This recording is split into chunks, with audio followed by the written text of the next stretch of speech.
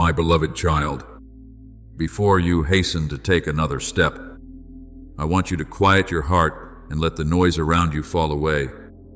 For there are moments that cannot be discerned through haste, but only received by a spirit that reverently listens. I am speaking to you of an hour not fashioned by human design, nor imagined by your emotions, but a moment inscribed within my intention long before you drew your first breath upon the earth. Do not treat it as a fleeting sign and allow it to pass through your life unnoticed. For what I am opening in this season is not a passing inspiration, but an appointed door. As it is written, to everything there is a season, and a time to every purpose under heaven. Ecclesiastes 3:1. Therefore, what is coming upon you is not coincidence, but the meeting point between promise and timing, between what I have spoken and the day I have chosen to set it into motion. For this reason, I am not calling you into fear, but into awakening.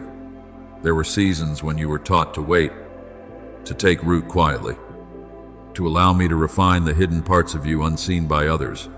Yet there are also seasons when I command your soul to rise, to respond, to move in obedience without hesitation. This is one of those seasons. Do not mistake the previous silence for meaningless delay, for not a single day of your life has slipped from my hand. The years you thought you were being held back were the very years I was building endurance within you, discernment within you, and the depth required so that when the door opens, you will not enter as one impulsive, but as one prepared, as I have spoken through the prophet. For the vision is yet for an appointed time, though it tarry. Wait for it, because it will surely come. It will not delay. Habakkuk 2:3.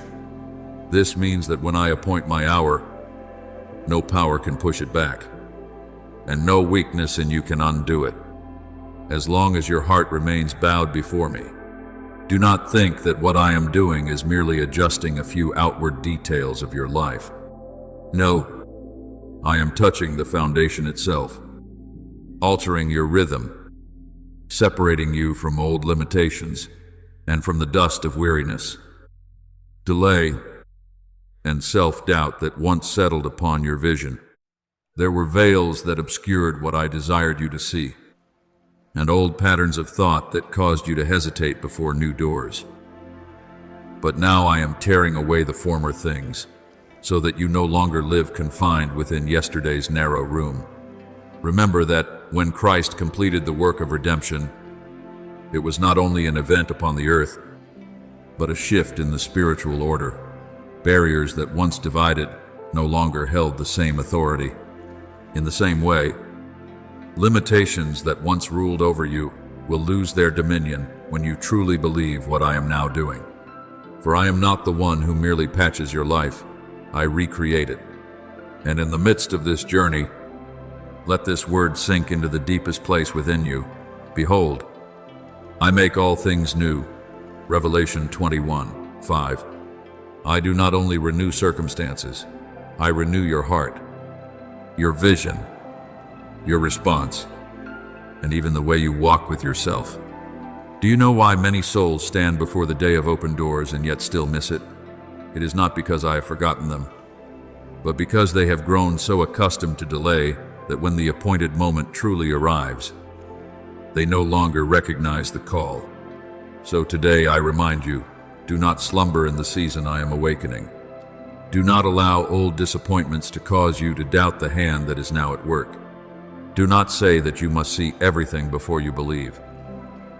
For the just shall live by faith. Romans 1:17. And faith is not blind recklessness, but the opening of the heart to trust the one who sees what you cannot yet see. When I command you to stand firm, I am not telling you to become rigid, but to keep your heart rightly positioned, not retreating, not panicking, not running ahead of me, and not remaining stuck in stagnation. The holy urgency I place within you is not the frantic rush of the world. It is a sacred propulsion that lets you know, This is no longer the time to waver between old and new, between fear and obedience, between the familiar and the call of destiny. Remember the story of the lame man who sat at the beautiful gate of the temple, a man who had lived for years, expecting nothing more than a few coins of mercy. Unaware that the day his life would change was already standing before him. Scripture tells us that Peter and John were going up to the temple at the hour of prayer, the 9th hour. And at that very moment, a man long confined to the margins was drawn out of his former destiny. He believed he needed money to survive another day. Yet what I had appointed to give him was far greater, the restoration of dignity, of movement, of position, and of praise. When Peter declared, "In the name of Jesus Christ, rise up and walk," the man did not merely stand upon his feet. He stepped into a life entirely different from the one he had known. Do you see? The hour of prayer became the hour of transformation. The place of begging became a place of testimony. And what seemed destined to repeat itself day after day was abruptly ended by the visitation of heaven. In the same way, there are areas in your life that have been framed by habits of defeat, by memories of sorrow, by lack or by shame. Yet in the moment I choose. One word from heaven is sufficient to break the old cycle and place you where you never imagined you could stand. Therefore, instead of continually asking whether you are worthy, ask your heart whether you are ready to respond. What I seek is not a flawless person, but a tender heart that trembles at my word and dares to move when I say move. I do not require you to bring self-generated strength to prove yourself. I require surrender. For within surrender flows a power your own effort can never produce. Not by might, nor by power, but by my Spirit, says the Lord of hosts, Zechariah 4:6. So do not fear if you feel small before a great door. It is precisely when you recognize your insufficiency that there is room for my power to fill you. The greatest hindrance is not weakness, but clinging to the old simply because it is familiar. Yet, I am leading you out of what is familiar, not to confuse you, but to bring you into a place broader, higher, and brighter, where you no longer live merely to endure, but to fulfill what I have entrusted to you. So now, do not view this season as a heavy pressure, but as a glorious summons. I am calling you into what is new, not with a heart trembling in anxiety, but with a spirit illuminated by the certainty that the one who promised is faithful. I am raising you from invisible ashes, breathing life into dreams you believed had fallen asleep, gathering the fragments of former years and building from them a testimony of my power. You will not enter tomorrow as the same person if today you allow my word to reach the deepest place within you. Stop calling yourself by the name of failure. Stop defining your life by doors that once closed. Stop living as one governed by the past. I have spoken, and my word does not return void. What I have appointed for you will blossom in its season, and from the deepest place within, I want you to hear this clearly. The hour of renewal has drawn near to you, not for you to stand and observe, but for you to step into. I am doing a new thing, and if you open your heart, you will not only see it, you will live within it. Beloved child, let your heart settle in gentle reverence, for I do not come to stir you with vague sounds, but to place within your soul a certainty that comes from my throne. There were seasons when you walked through fog, days when you thought the promise had been held somewhere far away, stretches of road so long that you believed time itself had turned its back on you. Yet I declare to you that none of those things has the authority to define your future any longer. What once drained you will no longer rule you. What once cast shadows over your sight will not obscure the light I am now kindling. I am the one who holds the appointed times of the seasons. And when my hand touches the clock of your life, no force in heaven, on earth, or beneath the earth can shut what I have determined to open. As it is written, "For I know the thoughts that I think toward you, thoughts of peace and not of evil, to give you a future and a hope." Jeremiah 29:11. Therefore do not interpret this season through the lens of old failures. See it through the eyes of faith. For I am not dragging you wearily into another phase. I am shifting you into a new orbit by my own authority. I want you to understand this deeply. When I appoint the time, you do not need to strain yourself to force the door open. For I am the one who has already gone before you and laid my hand upon the latch. Many grow weary throughout their lives because they assume every door must be opened by their own strength. But I have not called you into fruitless striving. I have called you into timely response. There is a vast difference between a restless soul and an obedient one. Restlessness drives you to run ahead of me until you collapse along the way. But obedience enables you to walk in my rhythm and witness the path opening precisely when it is needed. Therefore, I declare that this is not merely a shift in atmosphere around you, but a decree released over your journey, a decree that dry pathways be made clear, that the sluggish rhythm which once weighed down your years be broken, that the position which rightfully belongs to you no longer remain concealed, and that what I buried within you like seed rise from the soil and stand in the light. As it is written, I will go before you and make the crooked places straight.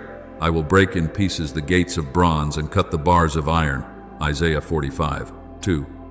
Do you see? I am not merely telling you to believe there will be a way. I am the one who creates the way. Therefore, you must no longer speak of your life as though you are still confined to an old chapter. I am closing seasons that lingered too long, periods when you did nothing but wait, question, and endure silence without answers. Not every delay was meaningless. For many times I used postponement to purify impatience, silence to deepen the roots of your faith, and unopened doors to teach you how to live without dependence on sight. Yet the hour comes when I will no longer leave you standing outside, because the preparation is sufficient. The foundation is complete, and your soul has learned what it needed to learn. From this moment forward, what once caused you to doubt will lose its voice. What once chained your thoughts to fear will dissolve like mist before the sun, and the limits you believed were destiny will reveal themselves as fragile walls before my breath. For with God nothing will be impossible. Luke 1:37. Do not measure my work by the scale of past experience, for I do not repeat your life in yesterday's circles. I am breaking that cycle to lead you into a straight line of purpose. Listen carefully, my beloved. When commands are issued from heaven, everything around them begins to align. When I say, it is time to open the way, what was stuck will begin to flow. When I declare acceleration, what once moved hesitantly will be drawn into a new cadence. When I call you into position, you need not compete to be seen, for my own light will establish you where you belong. When I touch what has been hidden, the truth I planted within you will no longer remain dormant. The gifts you have carried without soil in which to bloom will find their appointed season, and the encounters ordained for you will not arrive as accidents, but as sacred arrangements. Heaven does not operate in chaos. All that I do moves in order. When I commission my messengers to move concerning your life, it is not to create spectacle, but to serve the purpose I wrote for you from the beginning. As the psalm declares, He shall give His angels charge over you, to keep you in all your ways. Psalm 91:11. Therefore, do not fear the changes that are coming, for they are not sent to cast you into confusion, but to set you firmly within the current I have ordained.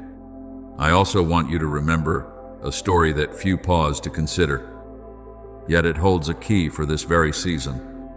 After the fire fell from heaven upon Mount Carmel, when falsehood was exposed and the people saw who the true God was, Scripture records that the hand of the Lord came upon Elijah, and he girded up his loins and ran ahead of Ahab to the entrance of Jezreel. 1 Kings 18:46. Reflect on that. A man did not run by ordinary strength, but because my hand rested upon him, he outran the king's chariot. This was not merely a miracle of the body, it was a sign of acceleration that comes from heaven. When my hand is upon you, you can go farther than your own strength would allow, reaching places you once believed you could never attain in time, not so that you may boast of being faster than others, but so that you may know that when I appoint a time for you, I also grant the capacity suited to that time. You will not be left behind simply because former years moved slowly. If my hand rests upon you, I can turn what seemed like wasted years into the launching ground for a greater stride. I can cause a soul once covered in weariness to walk in clarity, confidence, and influence beyond anything it previously dared to imagine. Therefore, do not try to push yourself into the future through anxiety. Do not turn my calling into a burden upon your shoulders. I am not asking you to break down doors by your own force. I am asking you to remain close enough to me to recognize the moment I open them. When I shift the dimension of time in which you are living, you will sense an inner change of rhythm before outward circumstances fully align. What once dragged will begin to move. What once operated within narrow limits will expand. Your reach will no longer be confined to familiar circles, for I am widening the radius of your influence farther, deeper, broader, not to exalt you, but so that my purpose may extend into places it has not yet touched. Enlarge the place of your tent. Do not hold back. Isaiah 54:2. This is how I speak to your soul. Do not shrink yourself to the size of your past. Do not rebuild the walls I am dismantling. Do not measure tomorrow's field by yesterday's fear. So, my beloved, step into this hour with the solemn awareness of one standing before a decree, not a passing emotion. I am bringing you to a turning point in a portion of your life long unopened. And from that point, many things will shift. What was hidden will be revealed. What lay dormant will awaken. What belonged to you but had not yet arrived in its proper time will begin to find its way to you in my order. Guard your heart from bitterness, for bitterness clouds vision when doors open. Guard your mind from chaos, for chaos causes you to miss heaven's signal. Stand in peace, for peace is fertile ground where my commands take root. As the Lord has spoken, behold, I will do a new thing. Now it shall spring forth. Shall you not know it? Isaiah 43:19. I am doing that very thing in your life, not in some distant, undefined future, but in the season I have appointed. Your part is not to prove yourself worthy, but to believe, receive, and step rightly. My part is to open, to lead, to uphold, and to complete. Therefore lift up your head, my beloved child, for the season of restraint is closing, and the season opened by my hand is beginning to speak over your life. My beloved child, let your soul grow still before me, and receive this as a seed of light planted in the deepest place within you. I am not merely altering the circumstances around you, I am positioning you where you belong within the greater design of heaven.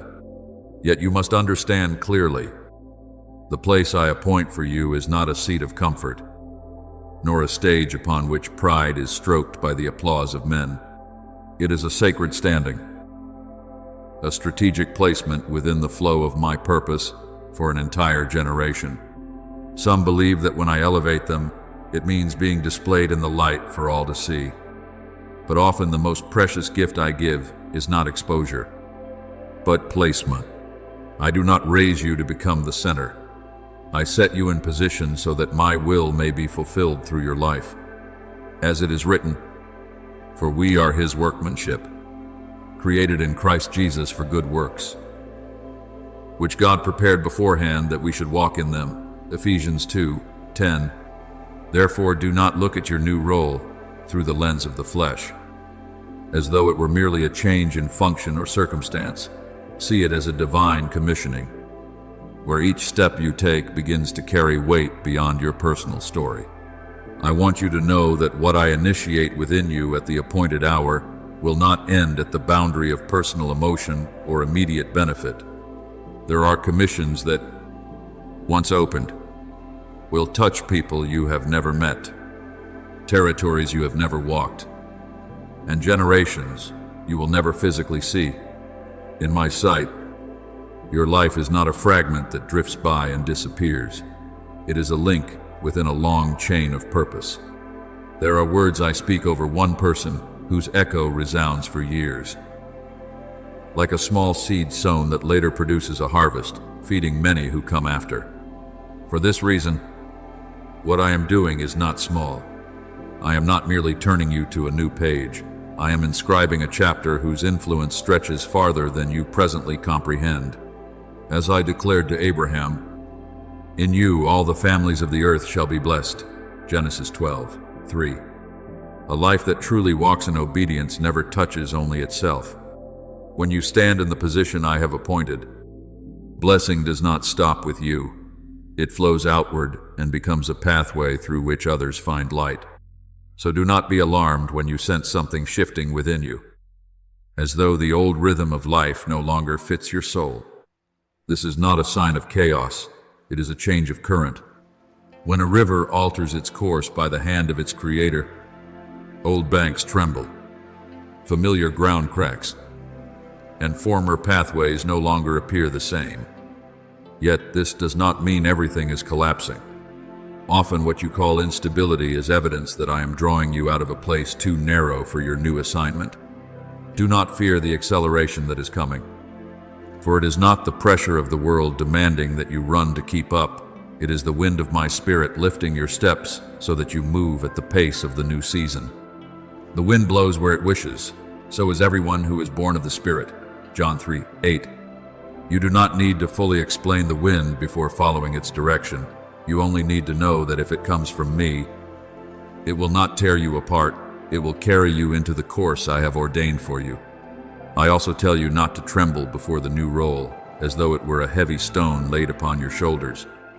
What I entrust to you is never a burden meant to crush an obedient soul.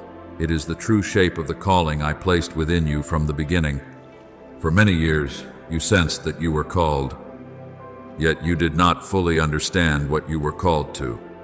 There were quiet longings, holy stirrings, moments when your heart knew it could no longer remain confined within its former narrow frame, though you could not name what you felt. Today I tell you, that was the echo of the position I prepared for you. You are not becoming someone foreign to yourself. You are drawing nearer to the person I intended you to be. Before I formed you in the womb, I knew you. Before you were born, I set you apart. Jeremiah 1:5. Therefore, this new place is not unfamiliar in my sight. It is only new to your understanding. Remember Nehemiah, who did not stand in shining armor upon a battlefield, nor sit upon a throne for all to behold, but served quietly as cupbearer to a king in a foreign palace. His position seemed small, hidden behind the doors of power rather than displayed at its center. Yet it was there that I stationed him as a strategic point for the appointed hour of his people. When the time came, the sorrow over the ruined city ignited within him, and from a discreet servant I shaped him into a rebuilder of walls, a restorer of dignity, a leader who awakened the spirit of a nation. Had Nehemiah measured his life only by outward appearance, he might have believed it would circle endlessly within routine duties. But when he looked through the light I gave him, he understood that the palace was preparation for a far greater door. So it is with you. Do not despise what I am forming in secret, and do not belittle the position into which I am moving you, simply because it differs from human expectation. Many times, heaven's strategy is planted where men scarcely notice, and from that hidden ground the future of a generation begins to turn. Therefore, stop asking whether you are strong enough to carry what lies ahead, and begin asking whether your heart is supple enough to obey. In my design, readiness is more precious than display, and surrender opens more paths than fleshly confidence ever could. I do not require that you enter your new role with flawless appearance. I require that you step into it knowing your sufficiency flows from me. Those who wait upon the Lord shall renew their strength. They shall mount up with wings like eagles. Isaiah 40:31. When I command you to rise, I also empower your legs. When I call you to readiness, I am already adjusting your inner life. When I send you forward, the ground before you has been measured by my hand. Do not turn my summons into a private anxiety. Do not put on tomorrow's armor when I am teaching you today's step. Every command I give carries grace sufficient for its fulfillment. So now, my beloved, I speak with the solemn authority of the one who holds time and appoints seasons. Rise above every low thought that once caused you to shrink. Prepare your heart as one who stands before a true threshold. Move forward, not in the cry of fear, but in the calm assurance of one who has heard the Father's voice. What approaches is not chaos to consume you, but the right current to bring you into the right place. What increases is not pressure to suffocate you, but a holy wind lifting your steps into a new orbit. What opens before you is not a strange burden, but the position for which you were born. Therefore, do not bow to the feeling of smallness. Do not retreat because you believe yourself unready. If I have called you, the call itself carries the power to accomplish what it demands. Hear my words as a trumpet awakening your soul. Stand firm in faith. Prepare yourself as one set apart, and walk as one upon whom my hand rests. For your place is opening, and once you enter it with me, your life will no longer revolve in old cycles, but will move within the living purpose I have ordained for this generation. My beloved child, I do not come to you now as a trumpet resounding in the public square, but as a warm hand resting upon the weary brow you have carried for so long. I am still the one who speaks, and all creation responds. Still the one who holds time and appoints the seasons of your life. Yet in this moment, I draw near with a gentleness that heals. I desire not only to awaken your spirit, but to soothe it, not only to commission you, but to restore you. I know there are places within you that have waited so long that even hope learned to whisper instead of sing. There are chambers of your heart that have endured such extended silence that they scarcely dare to expect real change. But you must know this: I have never overlooked a single sigh you have breathed, never disregarded a dry season you have walked through, never dismissed the quiet fractures left by delay. As it is written, He heals the brokenhearted and binds up their wounds. Psalm 147:3. Therefore, when I call you into a new hour, I do not drag you forward like one urging an exhausted traveler. I touch you like cool water flowing over cracked ground, so that before blossoms appear, your soul may drink deeply of my tenderness. I have not trained you to become hardened like stone, nor refined you to strip away the softness that reflects heaven's beauty within you. What I am shaping is depth, stillness, radiance, and breadth inside your being. There are vessels that cannot receive new wine if they have become rigid with bitterness, sealed shut by hurt, or warped by prolonged waiting. I care not only about what I will place in your hands, but about the condition of your heart when you receive it. There have been days when I did not hurry to open a door because I was still widening the interior space of your spirit.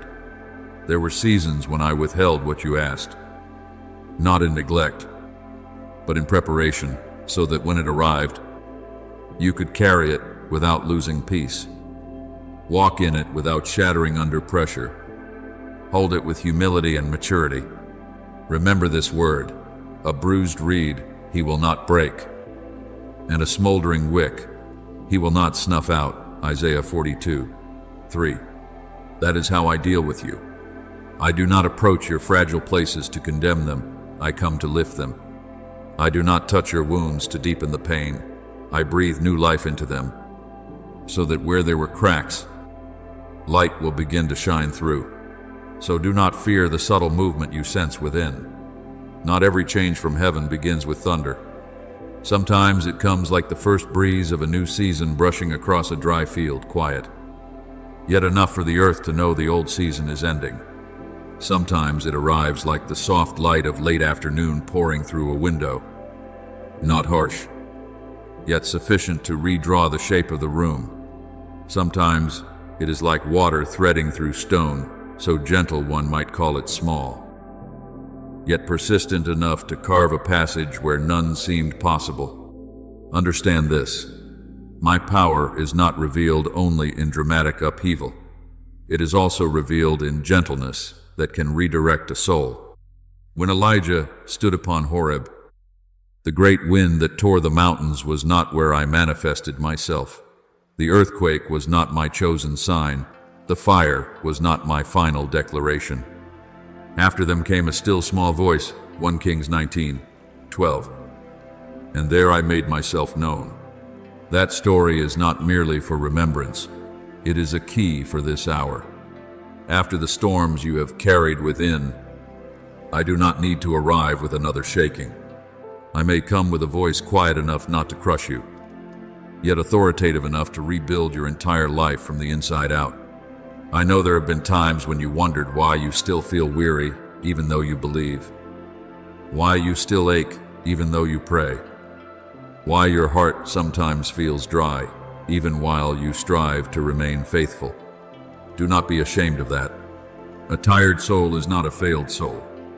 Often those who have walked with me the longest are the very ones I hold most gently, because they have carried much in silence. I have seen the moments when words would not come. I have seen the afternoons when your spirit sank low like fading light along an empty porch. I have seen the nights when you still turned toward me, yet inside you scarcely had strength left to burn. And I declare that I do not rebuke you for being weary. I only invite you to release the strain of self-effort and relearn the rest found in me. Come to me, all who labor and are heavy laden, and I will give you rest. Matthew 11:28.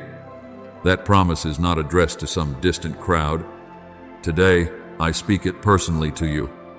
Rest does not mean abandoning the journey. Rest means allowing your heart to cease its panic, your breath to slow, your soul to remember that I am the source, and you are not required to rescue yourself from every delayed season. For this reason, when I speak of the appointed time set over your life, I do not want you to imagine it as a whirlwind hurling you into new pressure. This is also the hour in which I heal the way you enter your future. I do not only open doors before you, I cleanse the dust of former corridors still clinging to your memory. I do not only call you forward, I lift from your shoulders the weight of days that once caused you to doubt your worth. Many step into a new season while still carrying the wounds of the old, and so they cannot fully receive what is new because they fear it will disappear. I do not desire that for you. I want you to move like water flowing from a deep spring, quiet yet certain, like dawn that does not wrestle with the night, yet steadily causes darkness to retreat, like a tender branch after winter. Not loud yet undeniable proof that life has returned. Those who wait upon the Lord shall renew their strength. Isaiah 40:31. New strength is not only strength to run farther, it is strength to trust again, to soften again, to open your heart again after seasons that tempted you to close it. So, my beloved, do not fear if you have felt more sensitive, more reflective, more easily moved by my voice lately. This is not weakness. It is the shedding of hardened layers so your heart may live again. I am making your soul like soil after the first rain of the season, no longer brittle, no longer cracked, but tender enough for my seed to take root. I am making your inner life like a lake at dusk, no longer stirred by every noise. but calm enough to reflect the heavens. I am causing my voice within you to become like water through stone, unforced, unshouted, yet unstoppable. And within this gentleness, the prophetic authority of the appointed hour remains intact. I am still the one who sets the day, the hour, and the season over you. I am simply allowing you to feel that the same hand that can part seas is the hand that wipes tears. The same voice that commands doors to open wide is the whisper that steadies your trembling soul. Therefore, lay down unnecessary defenses and allow your heart to be healed, even as you are called forward. For I am not only preparing you for the great door ahead, I am preparing your heart to cross its threshold while preserving the holy softness that makes you truly mine. Now, in this stillness, filled with light, I want you to receive one final truth. You have not been left behind. You have been kept warm for the proper time. You were not forgotten in the waiting. You were being deepened to hold something greater. You were not destined to remain dry. The spring has been finding its way back within you. And when I cause the new portion of your life to begin moving, it will come not only with the command of the one who governs time, but with the gentle breath of a father over his beloved child. So, remain seated a little longer in my presence, allowing your heartbeat to relearn the rhythm of peace, your breathing to relearn the cadence of trust, your soul to remember that heaven's power does not only lift you upward, it gathers you close. From that place, when I call, you will rise not as one who merely survived a storm, but as one healed by the very one who walked with you through the longest night. My beloved, let me place this image within you slowly. Like a slant of evening light leaning through a window, your soul is like a garden that has passed through many seasons of weather and many seasons of tears. There were beds of flowers that once burst forth so beautifully that even you were surprised by what I had planted within you. Stretches of soil once tender and green, convincing you that everything would continue to grow in peace. Yet there were also corners that dried quietly beneath the heat of waiting. Vines of fear that crept across places meant to remain free. Shadows cast by unanswered prayers and unresolved questions. Through the years, you have tried to tend that garden with your own hands, pulling weeds, turning soil, preserving what remained alive, and at times, you reproached yourself for the tangled places, the barren patches, the areas that did not bear fruit as you hoped. But hear this clearly. I have never looked upon your garden with condemnation. I see it as the gardener sees it, aware of every layer of earth, every hidden root, every seed buried so deeply that even you forgot it was there. As it is written, I, the Lord, keep it. I water it continually, lest any hurt it. I keep it night and day. Isaiah 27:3. Even when you believed you were tending a solitary field, not one night did I turn my gaze away from the soil of your soul. What I now release upon you is not a violent storm to frighten you, nor a torrent meant to sweep away what remains fragile. It is like a gentle rain arriving at the appointed hour, falling without harm, yet penetrating deeply and steadily enough to awaken what lies dormant beneath. Some miracles come with thunder that shakes mountains, but others arrive like quiet rain, soaking into the ground through the night. And only at dawn does one realize the field has changed. The 9th hour I have set over your life carries that same gentleness. It does not push you into fear, it softens the ground of your heart. It does not overwhelm you, it moves into the unseen roots beneath the surface. It does not force life to erupt with noise, it whispers to the seed that it is time to awaken. As I have spoken, I will pour water on the thirsty land, and streams on the dry ground. Isaiah 44:3. This promise is not only for deserts beyond you, but for those inner places once cracked by long waiting. I do not condemn those dry regions. I water them. I do not recoil from the tangled memories and fears. I untangle them with the patient hand of a father. I do not turn away from the heavy portions within you. I bend down to lift them. For what I do is not driven by the clamor of circumstance, but by the right timing of love and the unfolding of my design. Do you know why at times you feel most exhausted? It is not only because the journey has been long, but because you tried to be the sole gardener of your own soul. You examined every leaf, worried over every sprout, grieved each withered branch, and concluded that if some corner failed to bloom, you must have failed as well. Yet I never placed upon you the burden of saving the entire garden within.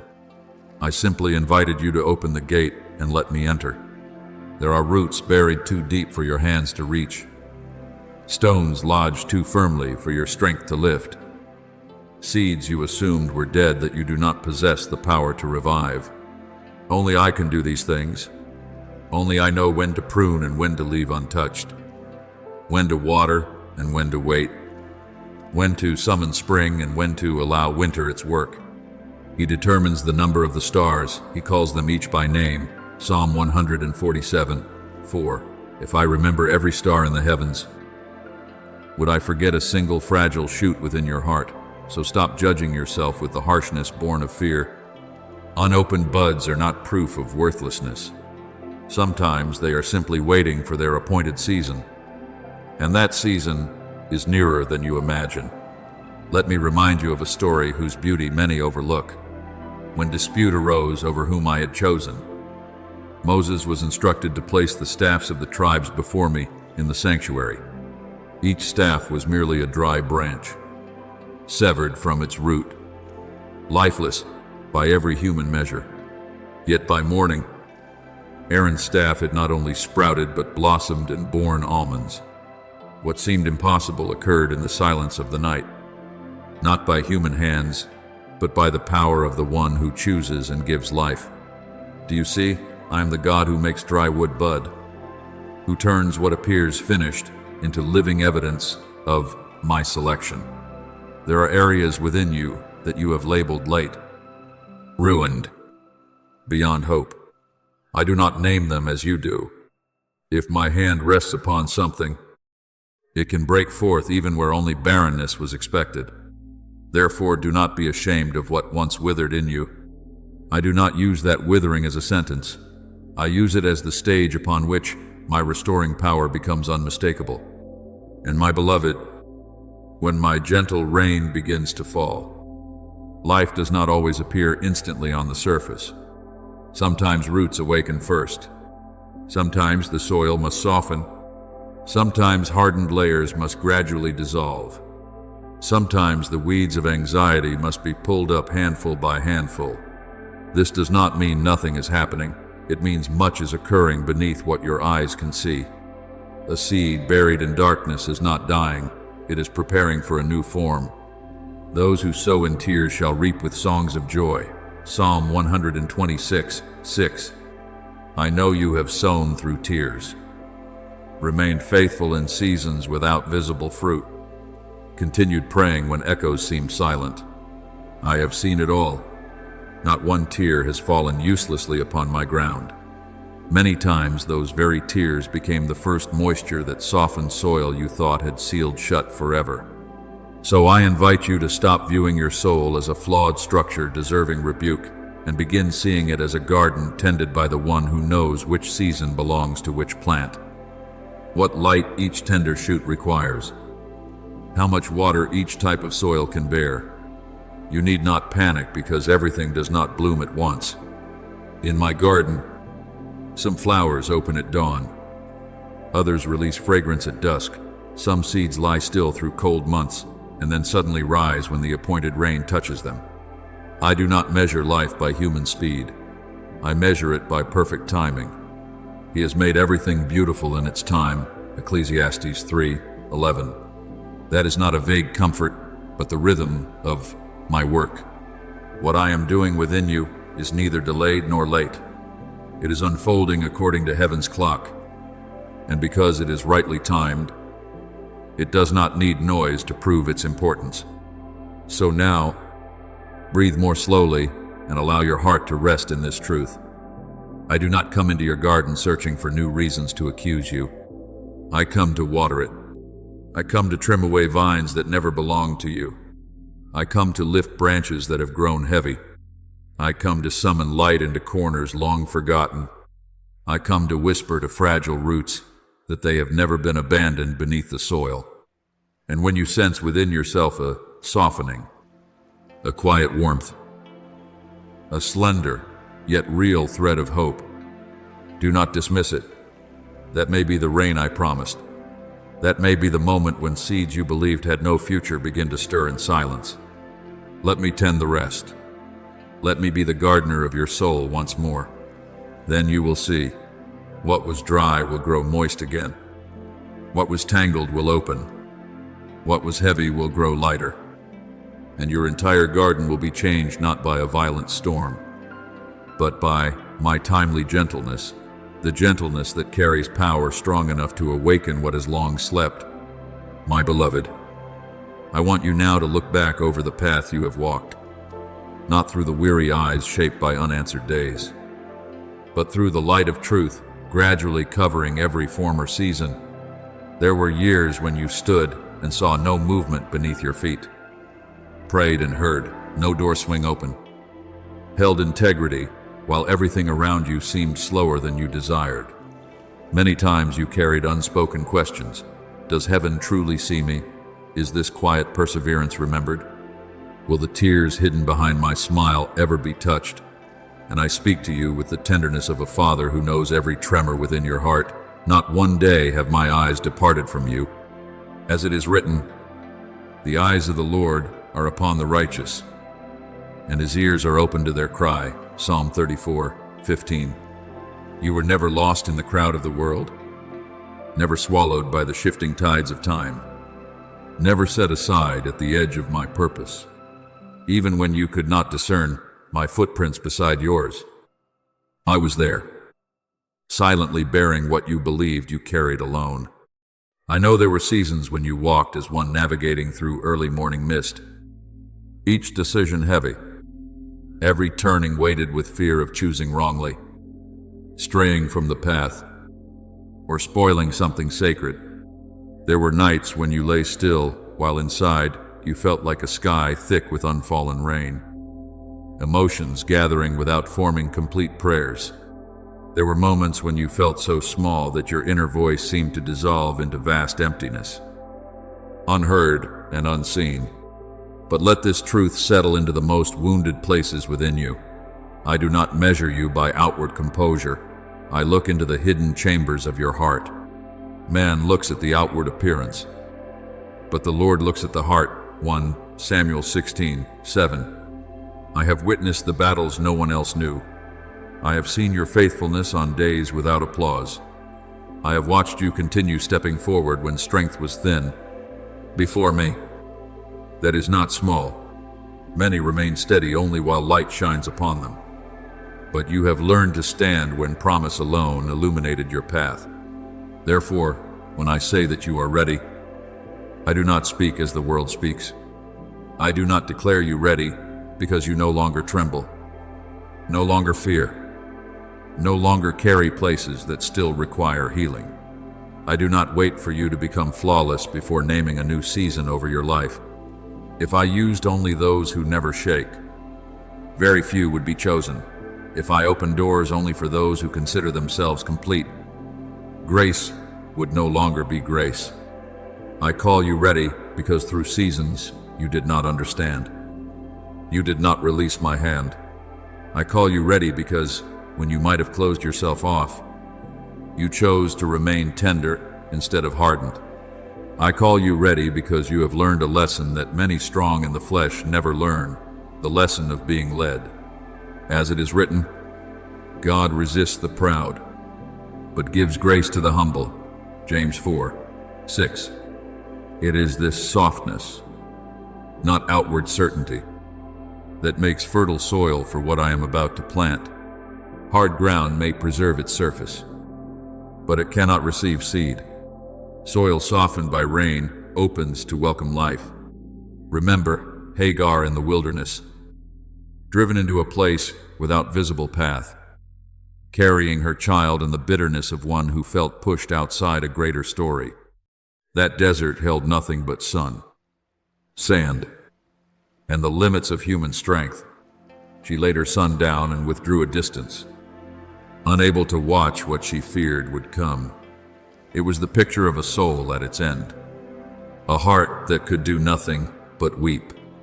Yet in that place, when every visible hope appeared sealed, I called to her from heaven and opened her eyes to see a well nearby.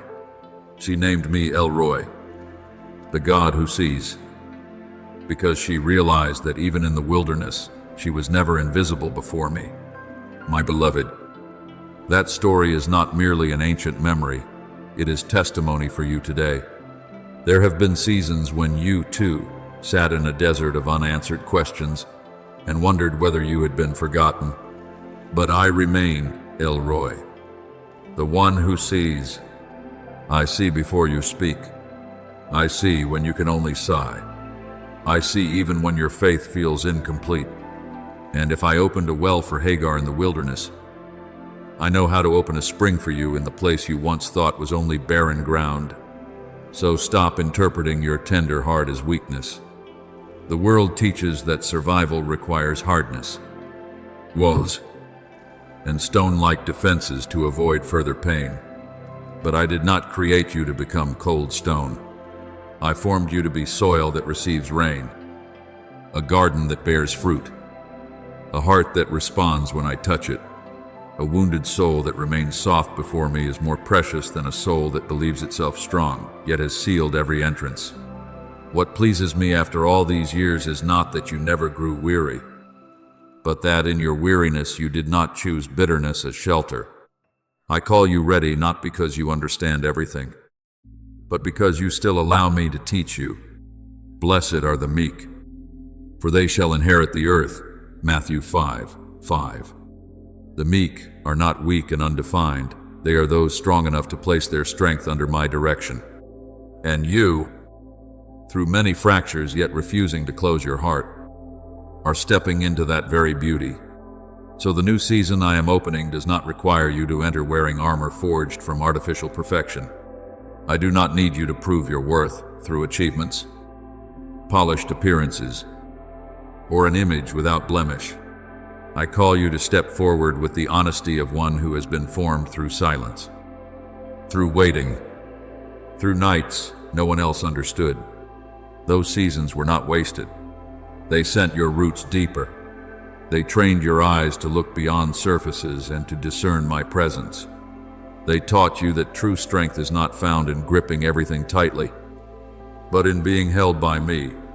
God is not unjust to forget your work and the love you have shown for his name. Hebrews 6:10. Not one faithful year has been misplaced in heaven's record. Not one trembling step you took in obedience has gone unnoticed. I have gathered every seed of surrender, every tear of endurance, every imperfect yet sincere prayer, and I am weaving them into the next unfolding of your life. Now, my beloved, let your heart rest in this assurance. You have been prepared not by the harsh standards of fear, but by my gentle and profound design. I have not only seen what you endured, I have seen who you became through it. You do not enter this new season carrying only scars. You step in with depth, with a softened spirit, with eyes trained to seek me in darkness, with a heart that understands that sometimes the greatest strength is remaining tender in a world that urges you to harden. So do not hesitate when I call you forward. Do not shrink back when I invite you to receive what is new. That softness within you is the most fertile soil for the rain I am releasing. The places once wounded yet not turned to stone will be the very ground where new growth rises quickest.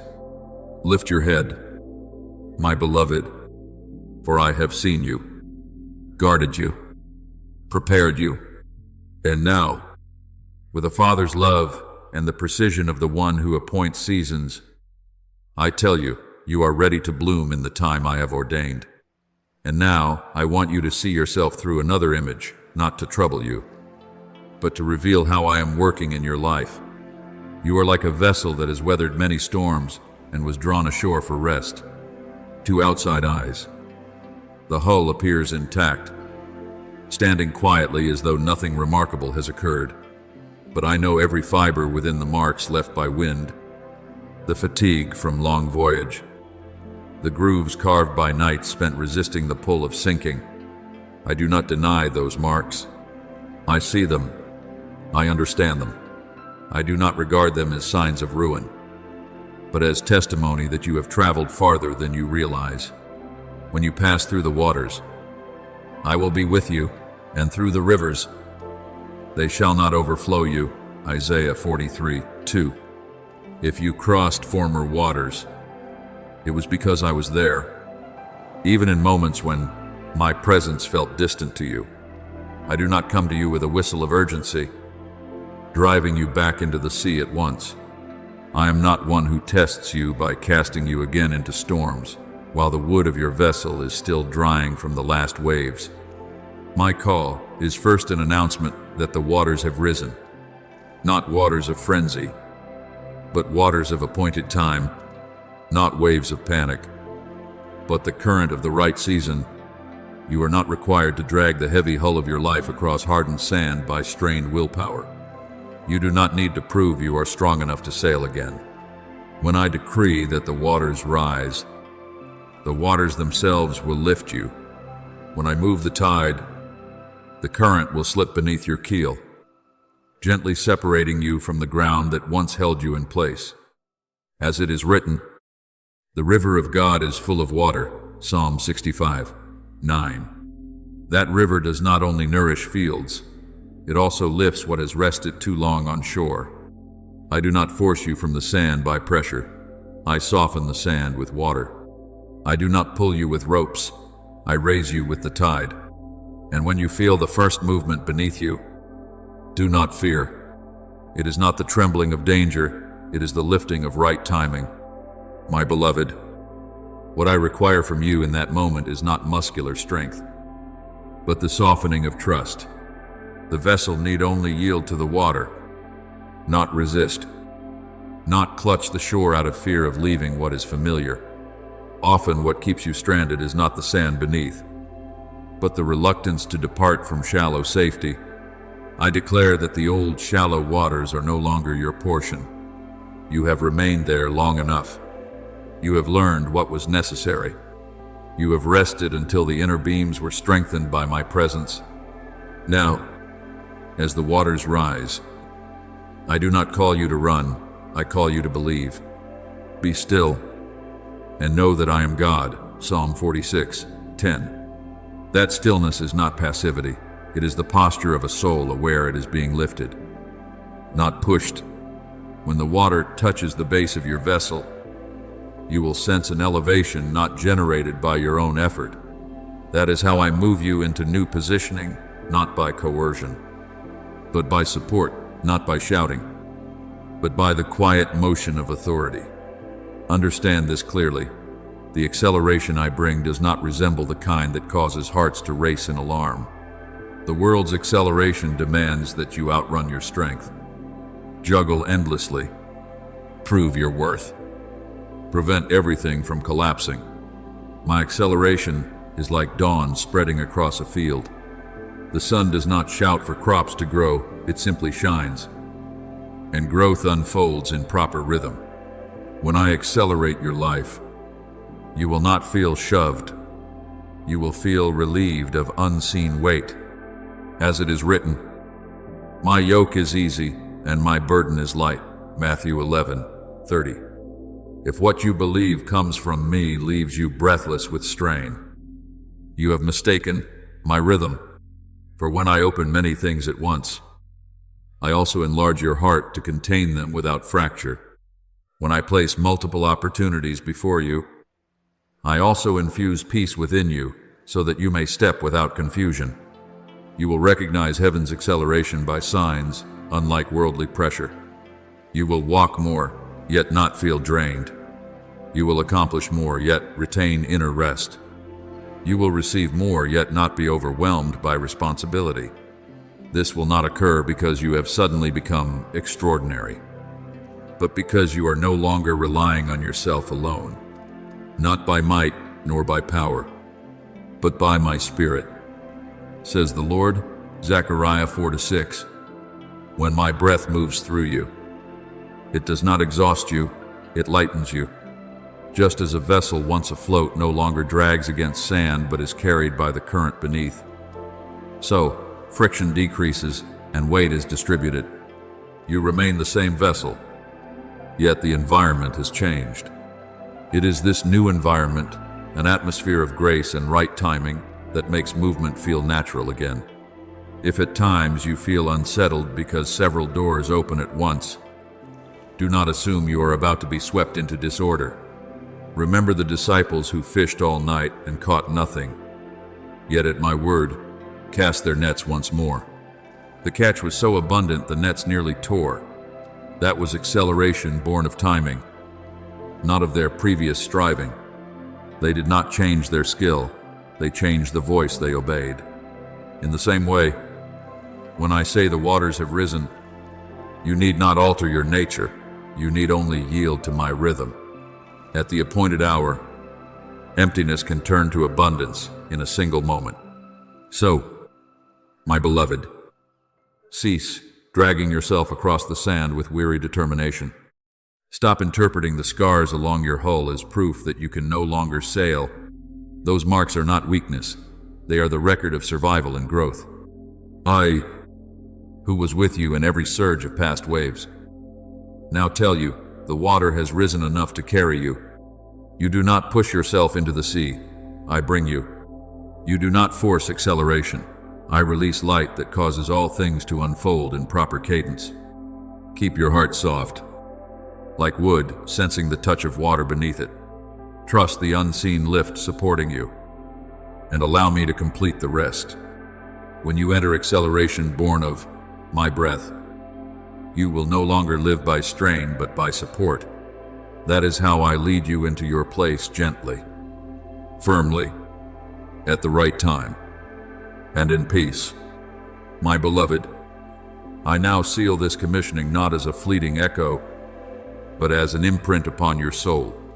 The hour has come for you to step into your inheritance, not an identity you manufactured, not a position you fought to secure, but the portion written into your story before time began its counting. Do not look back as Lot's wife did toward what was left behind and become frozen between past and promise. For the past is no longer your ground. Do not allow former limitations to continue naming you. Do not shrink your spirit to fit a season I have closed. Those who are led by the Spirit of God are sons of God, and if children, then heirs.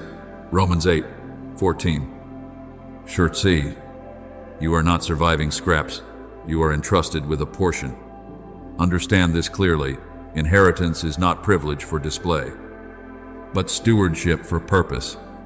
When I say you were born to stand in your appointed place, I do not speak of worldly rank, but of precision within. My design, some lie beneath their calling because they hesitate to receive what I have placed within them. They reduce themselves to fit former expectations, to avoid discomfort, to escape the weight of assignment. But you were not formed to hide behind others. You were not shaped to follow worn paths indefinitely. You were crafted to step first where I open the way. Be strong and courageous, for you shall divide this land as an inheritance. Joshua 1:6. I spoke that to Joshua when he stood at the Jordan, facing the memory of a previous generation and the uncertainty of a waiting people. He was not called to repeat Moses, he was called to lead into promise. Likewise, you were not born to linger in yesterday's shadow. You are called to cross the boundary and claim the ground I have prepared. You will open the way first for yourself, because often the greatest barrier is not external but internal. When you dare to believe that I have truly placed you within your inheritance, you will stop diminishing yourself out of fear of failure. When you receive the authority I entrust to you, you will no longer seek permission from fear in order to move forward. Authority is not domination over people. It is governance of your own soul in my light. It is the capacity to bring order into chaos and peace into confusion. I have given you authority, Luke 10:19. That authority is not for self-exaltation. It is so you may tread upon what once trampled you. When you stand firmly in what I assign, the generation after you will walk upon ground already cleared. The souls I send to you will discern the path more clearly because you dared to take the first step. The spiritual territories entrusted to you will no longer remain barren, for someone has accepted the responsibility to tend and guard them. Remember David when he was still a shepherd boy in the wilderness. He did not call himself king. He was faithful over a small flock. Yet when my appointed hour arrived, he could no longer remain among the sheep. The oil poured upon his head was not ornamental. It announced transition. Though Goliath still stood before him, though mockery echoed around him, though years of waiting lay between anointing and throne, David did not return in his heart to his former identity. He knew who he was before me. In the same way, my beloved, there may still be challenges ahead, but do not let them erase the seal I have placed upon you. You were not born to live under the definitions of others. You were born to stand within my affirmation. Therefore I speak decisively, without hesitation or half measure, my child, rise. Rise from the whispers of inadequacy that once visited you at night. Rise from memories of moments when you believed you were not enough. Rise from comparisons that made you smaller than you are. Step into your inheritance, not as one who seizes, but as one who receives what has been promised. Operate in authority, meaning live with the awareness that each decision you make carries the weight of purpose, that every step you take may open a path for another. Live as one called by heaven, not as one driven by circumstance. Become a forerunner, not to secure remembrance, but because you are faithful to what I have entrusted. Do not look back. Do not doubt. Do not shrink yourself. Before you lies the land of promise. Behind you rests a completed season. I stand before you to open the way, behind you to guard, and within you to strengthen. Now, as you hear my voice within your soul, respond with movement, not words alone. Inheritance is not lived in theory, but in steps taken. I have spoken, and my word over you will not return empty. Thank you for listening to this message. Know this, you are not merely an audience, you are chosen to live daily in the presence of the Word of God. Do not forget to subscribe and turn on the notification bell so you will not miss any spiritual message. Amen. My beloved child, listen to me with the deepest part of your soul, for there are truths that are not perceived by the eyes nor explained by the intellect, but are engraved within the depths of the spirit. I want you to understand that the great turning point in your life does not arrive when the ground trembles or the sky flashes with light, but when the invisible wind shifts according to my will. There are moments that carry no sound, no trumpet blast, no radiant sign, yet they quietly open a new era. It is like the hour before dawn, when the horizon has not yet blushed with light, yet the darkness has already begun to withdraw, and the morning has set out from a place you cannot see. He changes times and seasons. He removes kings and sets up kings. Daniel 2:21. And such a change of season does not wait for human agreement, but flows from my eternal purpose. I often begin what is new with a gentle touch. Before you see a door swing open, you will feel your heart grow lighter before circumstances visibly shift. A hope without a clear source will rise within you like an underground spring. That is how I signal to you that I am at work. The wind blows where it wishes, and you do not know where it comes from or where it goes. John 3:8. And in the same way, my movement is not confined by your understanding. You may not yet see the rain, but I have already sent moisture into the soil. You may not yet hear thunder, but I have gathered the clouds above. What I accomplish in stillness is no less powerful than what I perform in the midst of a raging sea. There are seasons when you believe you are standing in the same place. Yet in truth, you have crossed into new territory. Change is not always announced with explosion or spectacle. Often it is like a seed quietly splitting beneath the earth. No one applauds that hidden moment. Yet that moment determines the harvest to come. The seed sprouts and grows, though he does not know how. Mark 4:27. Do you see? Life begins where your eyes cannot observe. Therefore, do not wait for dramatic signs to believe that I am moving. Let your soul discern the shifting rhythm of heaven, even within the silence. I remember the account of Elijah on Mount Horeb. After the days of windstorm, earthquake, and fire, I was not found within those dramatic displays. Yet when a gentle whisper passed by, Elijah perceived that I was there. My presence does not need spectacle to prove its authority. In the same way, when I lead you into a new season, I do not always shake everything around you. I simply touch your heart. And when your heart changes rhythm, all else will follow. Do not mistake silence for absence. There are works I accomplish in secrecy that become the very foundation for the greater things you will later witness. You often search for signs with your eyes, but I desire that you learn to discern with your spirit. Before the sea parted for the people of Israel, before Joshua stepped into the promised land, promises had already been planted in their hearts for many years. Be strong and courageous, for the Lord your God is with you. Joshua 1:9. The shift began with my words spoken into their minds long before their feet touched new ground. In the same way, I have already whispered to you about what you are about to enter, even though you have not yet seen it take form. Remember Naaman, a commander of great authority yet afflicted with leprosy. He expected a dramatic miracle, a grand display of power. Instead, I instructed him quietly to go down to the Jordan and wash 7 times. In that simple and unremarkable act, healing came. Do you see? My greatest works are often hidden within simplicity. The movement of heaven does not always align with human expectations. Yet when you obey in what seems small, I unfold what is great.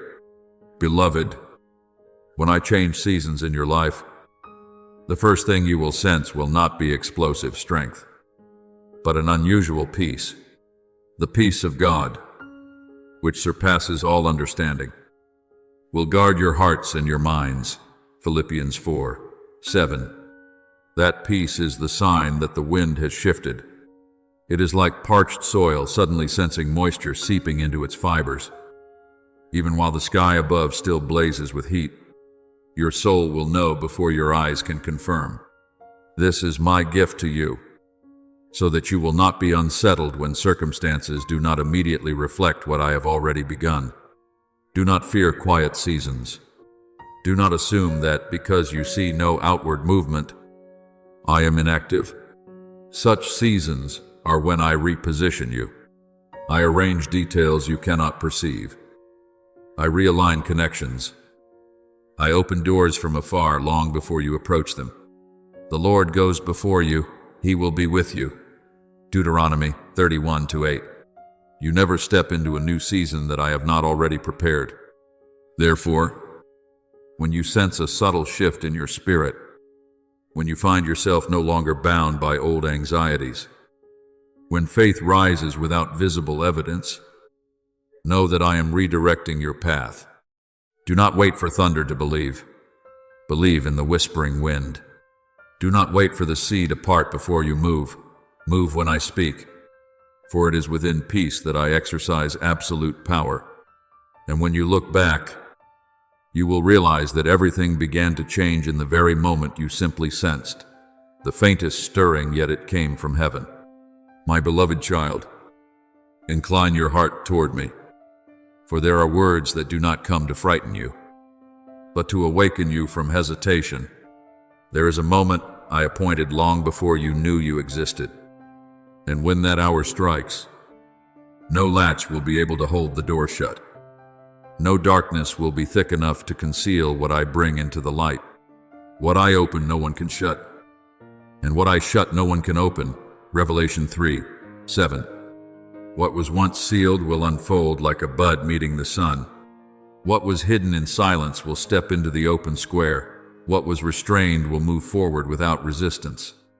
You may have believed that you needed greater strength, greater ability, or better circumstances to reach the inheritance promised to you. But I tell you the truth, the decisive factor is not in your hands, but in my intention. When I choose, no one can rewrite it. When I appoint the time, no one can delay it. When I call your name, no voice is powerful enough to erase you. Do not confuse the urgency of this hour with human pressure. I do not drive you by fear. I awaken you through precision. Like a watchman on the city wall who sees the first light touch the mountain peak and knows the night is over while the city still sleeps. I see your dawn before you recognize it. The righteous will shine out like the dawn, and their salvation like a blazing torch. Isaiah 62:1. Therefore, do not step back. Do not withdraw. Do not slow yourself down. Stand as one who has received a command from heaven. Open your heart as one entrusted with a portion. Move forward as one who has already touched the light. This resolve does not arise from your striving, but from the season having shifted according to my will.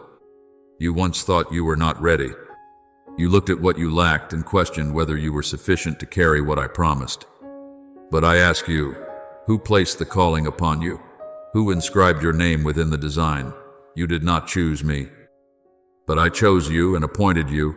John 15:16. My choosing is not based on your performance, nor shaken by the weaknesses you have known. I do not wait for you to be flawless before granting authority. I grant authority so that you may grow into fullness within me. And once I have set my seal upon you, no circumstance can erase it. Remember Esther, the orphaned girl who entered a palace within a powerful empire. She did not seize the throne for herself. She was positioned at the appointed time. When danger threatened her people, Mordecai said, "Who knows whether you have come to the kingdom for such a time as this?" Esther 4:14. Do you see? My timing does not arrive by accident. It ripens according to a design woven long beforehand. Esther did not step forward by her own force. She moved within an arrangement already prepared. In the same way, you do not enter this hour because you forced a door open, but because I turned the key long ago. When I determine the moment, the setting shifts, and the one who once seemed small becomes an instrument for something greater than they imagined.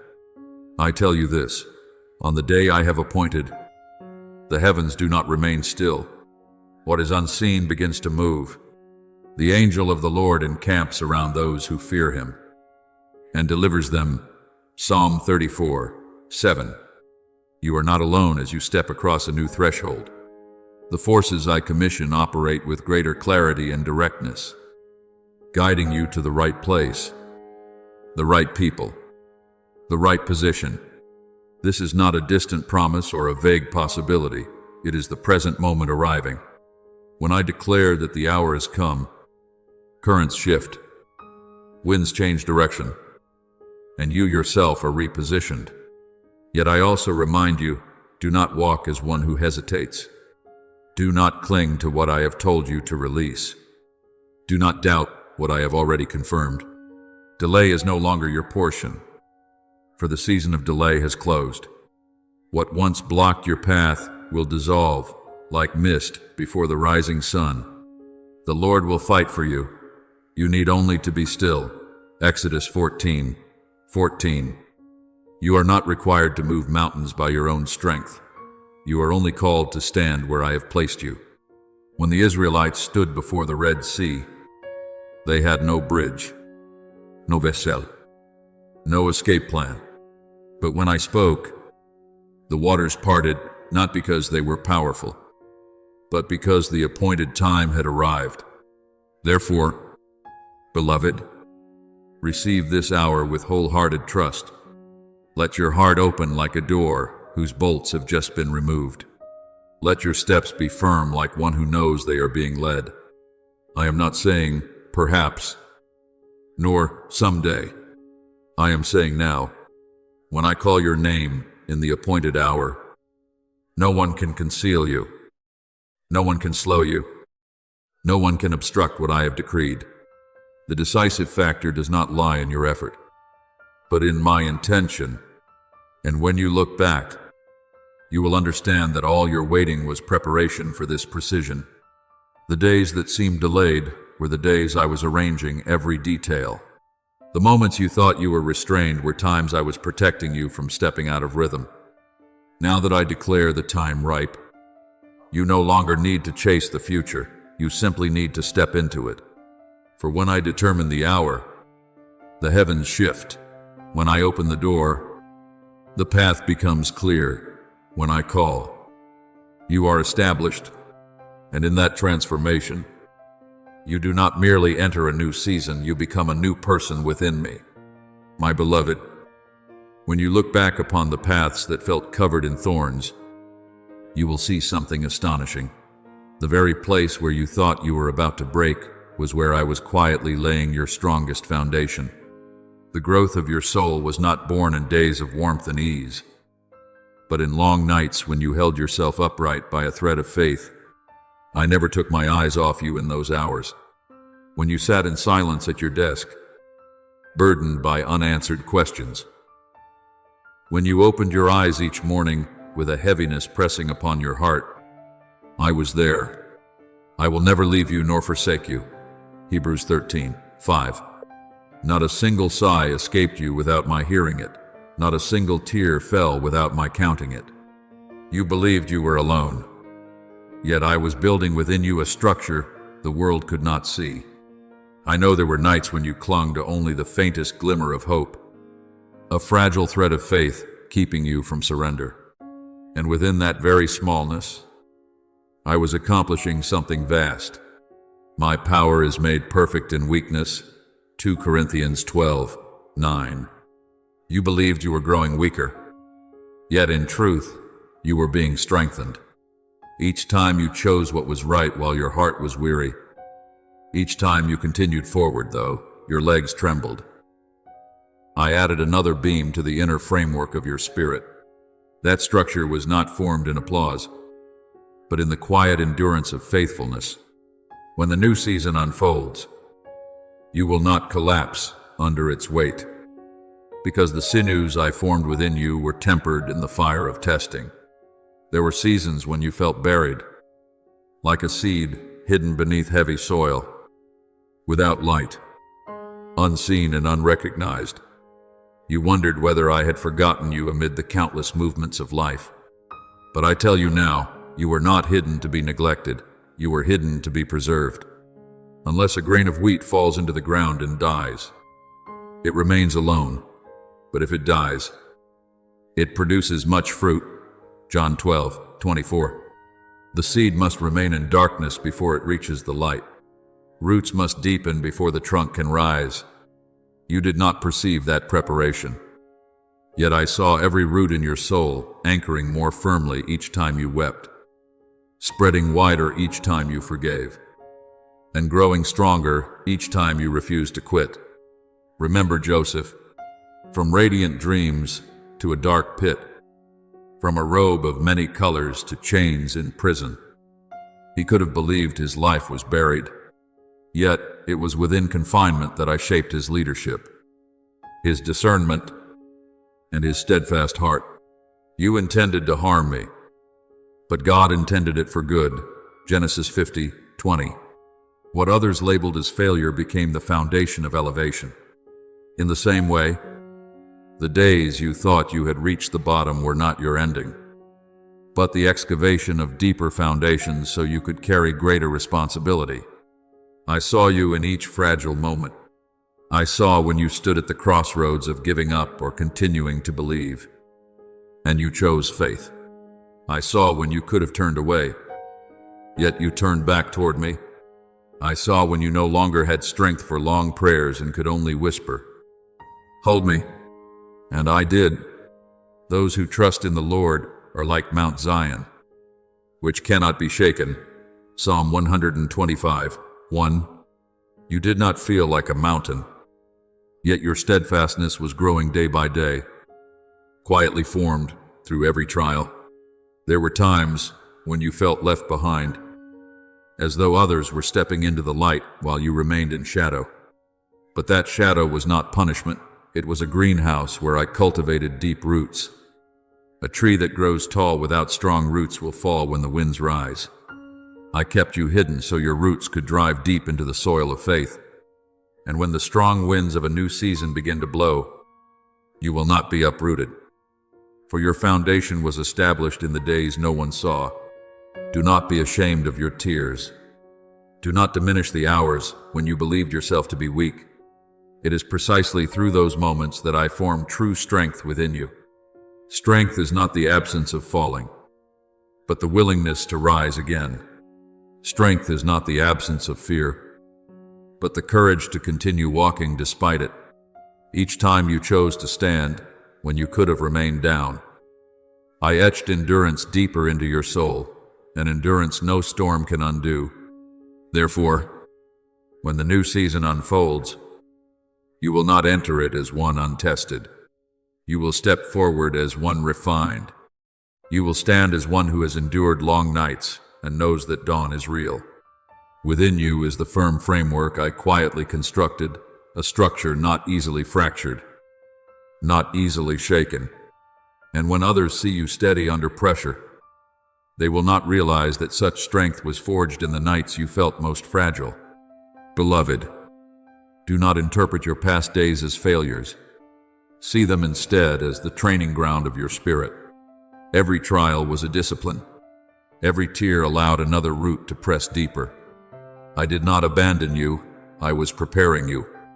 When you grasp this truth, you will no longer fear dark seasons, for you will understand that in the darkness I accomplish my most profound work in you. My beloved child, there are burdens you carried in silence that no one on earth ever knew, yet not one of them escaped my sight. I know the times you chose silence over retaliation, the steps you took backward not out of weakness but to preserve the purity of your heart. I saw the righteous decisions that drew no applause, the hidden sacrifices that went unrecognized. You surrendered things that once delighted your heart, restrained words that might have relieved your anger, accepted loss to spare another from harm. And I say to you today, God is not unjust. He will not forget your work and the love you have shown. Hebrews 6:10. Not a single drop of your sweat was wasted. Not a single sigh fell unnoticed. The nights you poured out your prayers while the world slept, I was listening. The times you held on to faith while your heart ached, I was watching. There are sacrifices you never spoke of for fear of being misunderstood or dismissed. Yet I preserve them like incense rising before my throne. May my prayer be set before you like incense. Psalm 141:2. Each time you chose what was right instead of what was easy. Each time you placed righteousness above personal gain, I recorded it as evidence that your soul was maturing. You were not merely enduring, you were being shaped. I know there were moments you felt disadvantaged, as though your guarded integrity went unseen. But I saw your restraint when you could have struck back and chose not to. I saw your heart soften when it might have hardened. I saw you relinquish opportunity rather than compromise your integrity. Blessed are the pure in heart, for they shall see God. Matthew 5:8. That purity did not emerge effortlessly.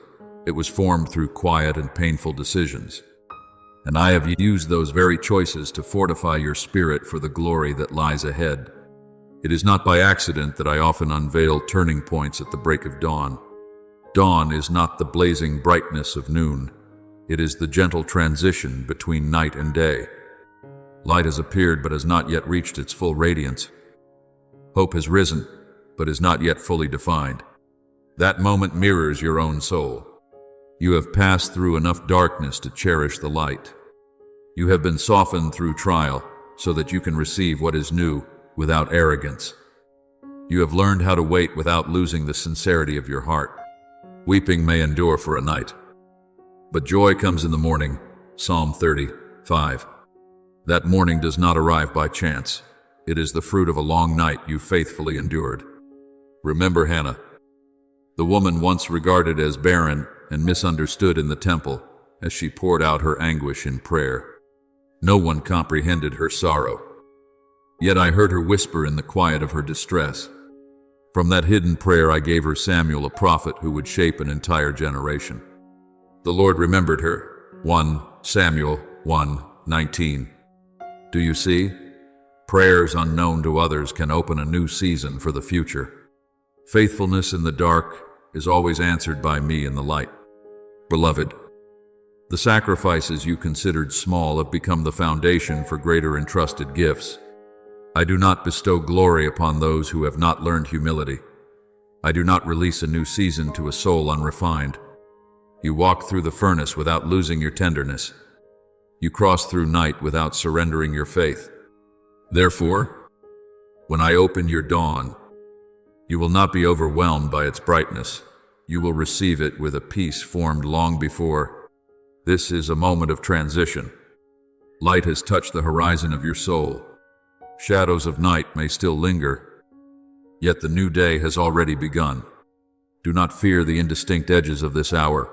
It is within the dawn that I carry you from testing into destiny. You are no longer merely one who endured. You are one who has been prepared. The seeds you sowed quietly through tears will bloom in the light. I have preserved them all, and I will return them to you at the appointed time, so that you step into your new season, not with pride, but with deep gratitude and a heart kept whole within me.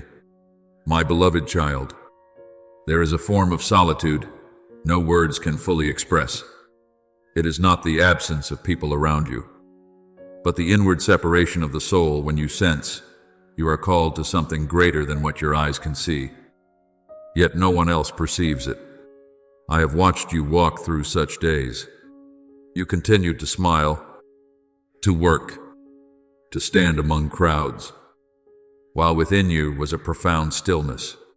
Others did not understand why you could not compromise with what was easy, why you could not settle for good enough, why you could not live an ordinary life as many do. But I understand, for it was I who placed that calling within you. Before I formed you in the womb, I knew you. Before you were born, I set you apart. Jeremiah 1:5. That setting apart always carries with it a sense of distinction. When I place within you a calling that exceeds your present reality, you will never be at ease with mediocrity. You may try to blend in, yet your soul will resist. You may attempt to live as those around you, yet deep within there will be a persistent urging to rise. That calling is not noise, it is a steady heartbeat within you, reminding you that your life was not designed to settle at the level of the ordinary. I know there were times when you questioned why you had to wait so long. Why could you not step immediately into what I promised? Why did others seem to advance more quickly while you walked through quiet circles of preparation? But, my child, what is entrusted to you cannot be handed over in an unrefined night, nor released in a light that has not yet prepared you to receive it. To everything there is a season, and a time for every purpose under heaven. Ecclesiastes 3:1. I am not slow, I am precise. That precision may make you feel alone at times, because you are living in the space between promise and fulfillment. This calling within you will not allow compromise with what is wrong, even when compromise would be easier. It will not permit you to remain in comfort when I am urging you forward. It will not let you pretend to be ordinary when I have marked you with a different destiny. You may experience it as a burden, but I see it as a seal. No one who puts a hand to the plow and looks back is fit for the kingdom of God. Luke 9:62.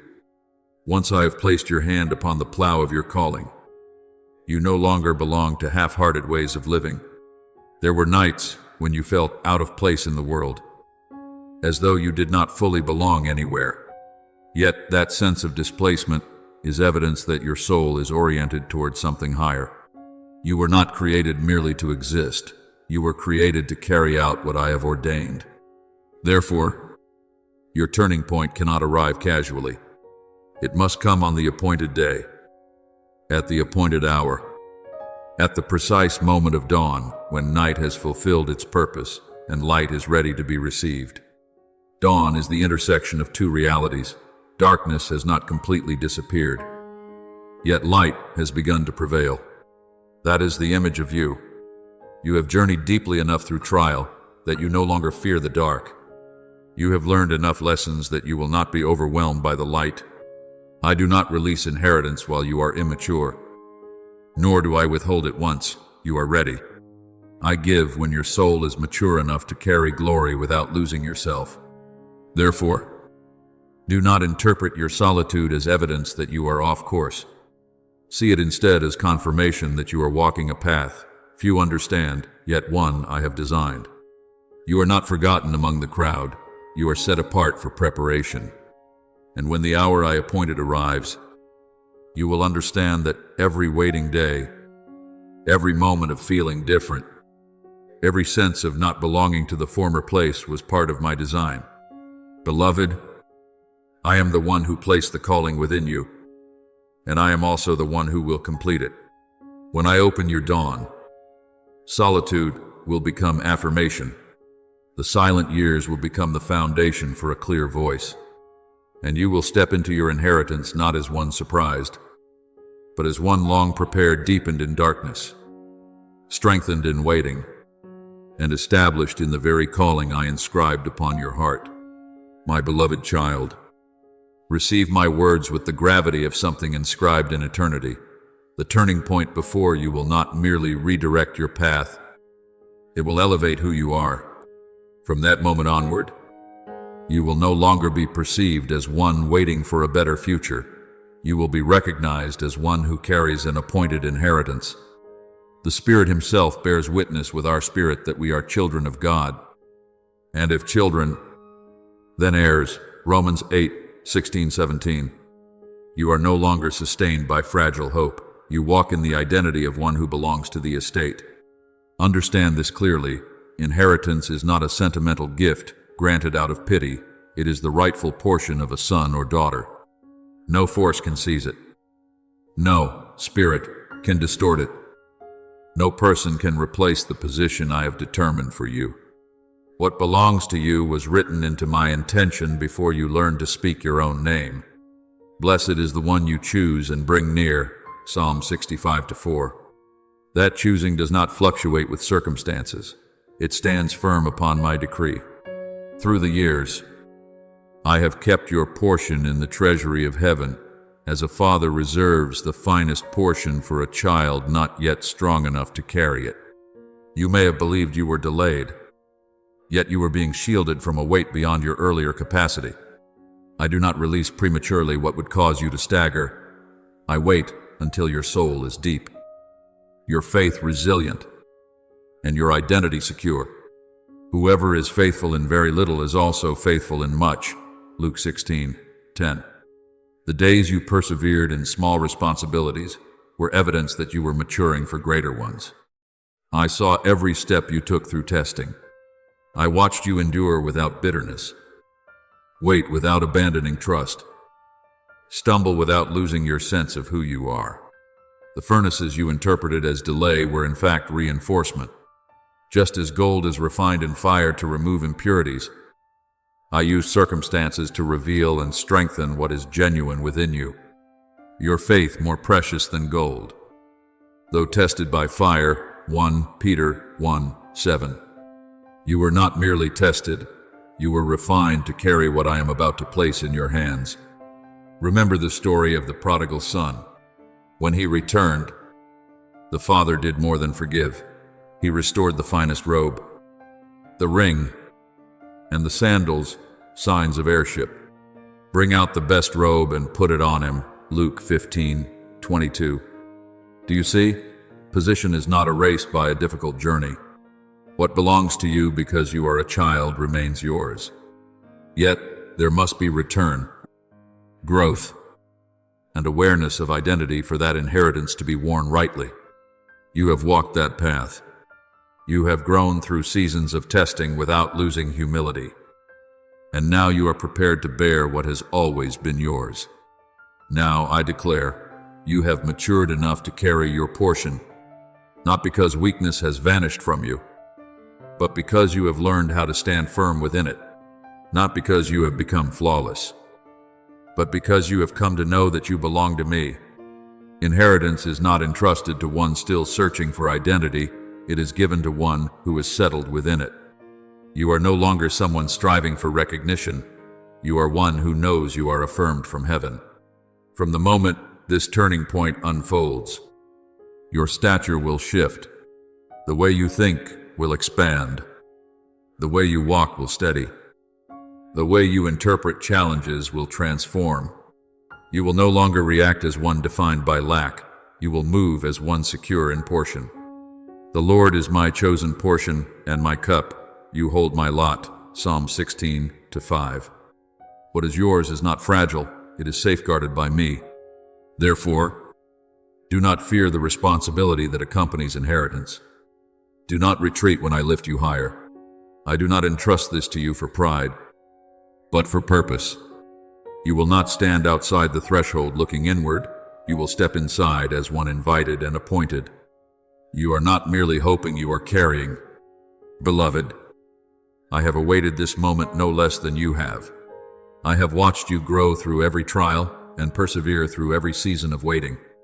When I say you are ready, it is not consolation, it is confirmation. You are deep enough in identity, steady enough in faith, mature enough in humility. Receive your portion with gratitude and steadiness. For what I give is not temporary, it is yours within an eternal design. My child, what I have prepared for you surpasses what the world calls achievement. It is not an object you can grasp, nor a title you can wear for human approval. What I have ordained is the capacity to function within the current I inscribed for your life from the beginning. When you step into that flow, you no longer chase opportunity, you become its source.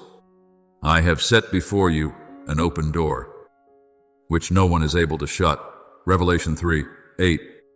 That door was not constructed by human hands. It was opened by my authority.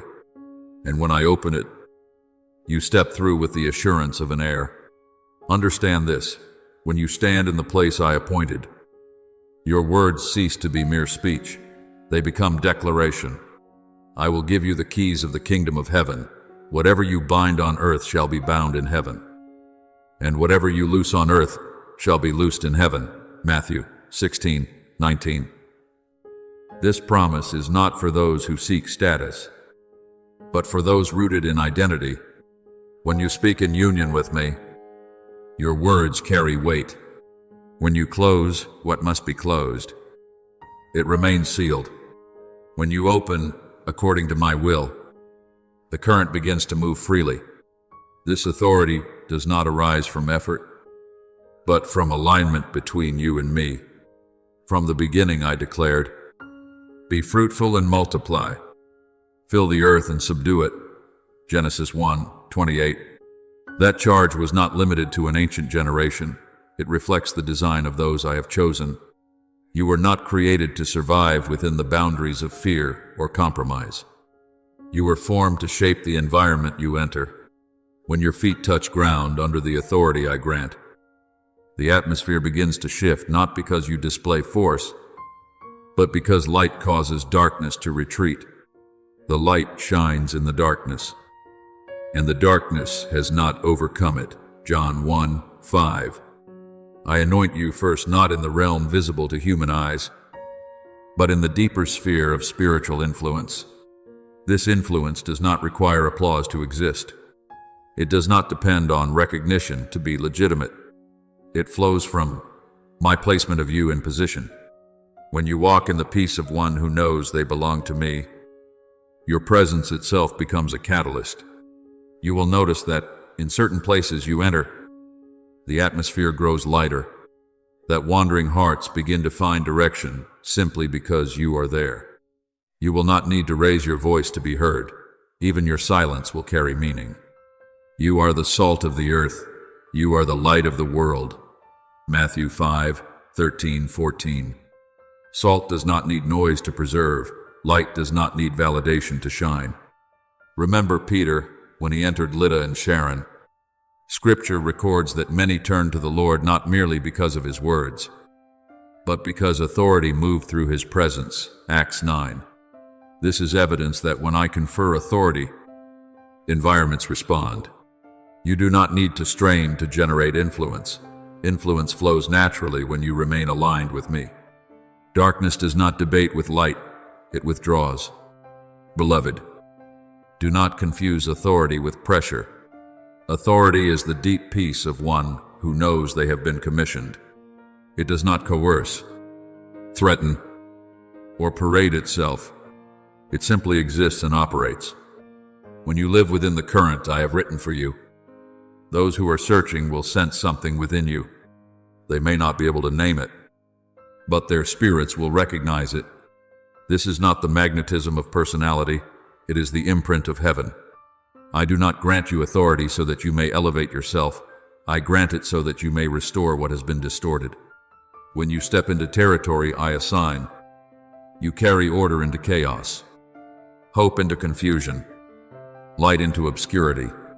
This is the governance I intended, not control over people, but transformation of atmosphere, not dominance by force, but influence through rightful authority. Therefore, do not strive to prove yourself. Do not chase recognition. I positioned you long before others perceived it. Walk with steadiness. Speak in unity with me. Open and close according to my guidance. And you will see environments shift not because you struggle to change them, but because I have entrusted you with the authority to function within an eternal current. This is your true inheritance, irrevocable, irreplaceable, and beyond nullification because it was established by me. My beloved child, listen to the commissioning I place upon you in this hour. I lift you into a realm of decision, no longer choices driven by fear, but confirmations born from union with me. In the previous season, you weighed each path with heaviness, hesitant at every intersection for fear of missteps, loss, or mistiming. But in this season, I place within you a certainty that does not arise from reasoning alone, but from my presence at the center of every decision. The Lord will guide you continually. Isaiah 58:11. That guidance is not noise from without. It is clarity within your mind and peace that steadies your soul. An air does not scatter in search of answers. An air walks with answers engraved in identity. You will discern which path I open and which I close, not through dramatic signs, but through a peace so deep it cannot be shaken. The peace of God will guard your hearts and your minds. Philippians 4:7. When you stand before two directions, you will no longer look as one uncertain. You will sense as one trained to recognize heaven's rhythm. You will not decide as one searching for direction, but as one confirming a path long written. Remember Solomon when he was young and faced with immense responsibility. He did not ask for wealth or fame, but for an understanding heart to govern well. 1 Kings 3. And I granted him wisdom beyond mere intellect. Do you see? Right decisions are not always the product of calculation. They emerge from connection. When I dwell at the center of your thoughts, clarity becomes natural. You will walk with confidence that is not boastful, because you know you do not decide alone. I also commission you in the realm of receiving. There was a time when you accepted small gifts with gratitude, yet deep within you questioned whether you were worthy. Your humility was sincere, but at times it carried the shadow of insecurity. I tell you now, humility is not the denial of your worth. it is the acknowledgement that your worth flows from me. Every good and perfect gift is from above, coming down from the Father of lights. James 1:17. You do not receive because you are flawless. You receive because I have chosen you. In this season, I remove from you the trembling posture of one afraid to grow too quickly. I replace it with the stance of an heir who knows their portion has been secured. An heir does not flinch when entrusted. They extend their hands and receive, not from pride, but from understanding, identity. Just as a father places a ring and robe upon his returning son, Luke 15. The inheritance is rooted not in performance, but in relationship. You will learn to receive without apology, to accept without retreating, to grow without shrinking back for fear of exceeding some invisible boundary.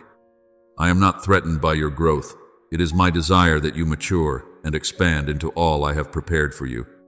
Do not confuse growth with ambition. I am not pushing you toward the spotlight of human attention. I am enlarging you in the depth of the Spirit, until we all reach the full measure of the stature of Christ. Ephesians 4:13. The maturity I speak of is not applause, but capacity. Capacity to hold blessing without losing yourself. Capacity to carry influence without pride. Capacity to receive without shrinking in insecurity. Beloved, when I establish you in the realm of decision, you are no longer shaken by the fear of being wrong. When I establish you in the realm of receiving, you no longer recoil because of unworthiness. You walk as one who has been formed. You receive as one who has been affirmed. And in both, I remain with you. Trust in the Lord with all your heart, and he will make straight your paths. Proverbs 3:5-6. That guidance is the assurance behind your decisions. My choosing is the foundation beneath what you receive. Therefore, open your hands and your heart. Decide with clarity and receive with steadiness. The new season does not merely alter circumstances, it transforms how you operate. You are no longer one waiting to be entrusted. You are one already entrusted and learning to carry it well. And I rejoice to see you grow not in the gaze of the world, but in the depths of heaven, my beloved child. Now I place upon you another commissioning, the realm of stepping into position. There was a time when you stood at the margins, watching others advance and wondering whether your name would ever be called. You once waited for permission, sought approval from voices that carried no authority from me. But I declare that season has passed. You no longer stand beside your portion, you stand within it. The Lord makes firm the steps of the righteous and delights in their way. Psalm 37:23. When I establish your steps, you do not require additional validation from places I have not authorized. Understand this clearly. Stepping into position is not arrogance, it is awareness. Arrogance lifts itself up. You simply move with my lifting hand. God opposes the proud but gives grace to the humble. James 4:6. You are not pushing to be seen. You are entering what I have opened. And when I open a door, no one can shut it. Revelation 3-7. That door does not depend on your striving. It depends on your readiness. There were years when you questioned whether you were sufficient to step forward. You looked at others and compared. You looked at circumstances and hesitated. But an heir does not chase authority. An heir receives the position entrusted. Remember, Joshua, after Moses passed, he did not appoint himself as leader, I declared. Be strong and courageous, for you shall cause this people to inherit the land I swore to give them. Joshua 1:6. My word established his position. In the same way, your place is not secured by the approval of the crowd, but by what I spoke long ago. You will no longer linger outside the threshold of opportunity, nor ask others to open what I have already prepared. When you step in, you will know within that you belong there. Not a surge of impulse, but a confirming peace. I will go before you and level the exalted places. Isaiah 45:2. I move ahead of you to prepare the way. You need only follow. And as you do, you will not feel as though you are intruding upon another space. You will sense alignment, like a key fitting perfectly into its lock. Recall Esther when she entered the king's presence without summons. It was not reckless pride, it was the courage of one who knew the moment had arrived. When she stepped forward, the door did not close. Favor extended. There are moments when you must rise and assume your position not to be seen. But because if you do not move, what I entrusted would be delayed. True humility is not shrinking back. It is standing exactly where I have placed you. I do not call you to force your way through sealed doors. I call you into spaces already prepared. He makes my feet like the feet of a deer. He sets me on high places. Psalm 18:33. When I elevate you, you do not need to lift yourself. When I bring you in, you do not need excessive explanation. Those aligned with your season will recognize it. Those who are not will depart. The position I grant carries heaven's authentication. Beloved, release the habit of seeking permission from voices I have not authorized. You are no longer the one asking, "Should I?" You are the one who knows. I have been called. Yet, keep your heart tender. For your certainty flows not from ego, but from intimacy with me. You do not exalt yourself. You yield to my lifting hand. And when you stand in position, you will witness something remarkable. It is not that you strain to change the environment adjusts to the presence you carry. When I place you where you belong, the atmosphere recognizes that authority.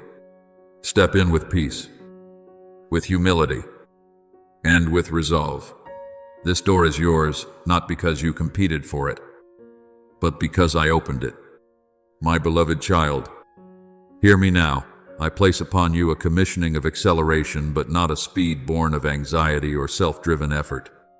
This is not a race, nor an attempt to outrun by your own strength. It is the rhythm that emerges when you stand in the place I have ordained.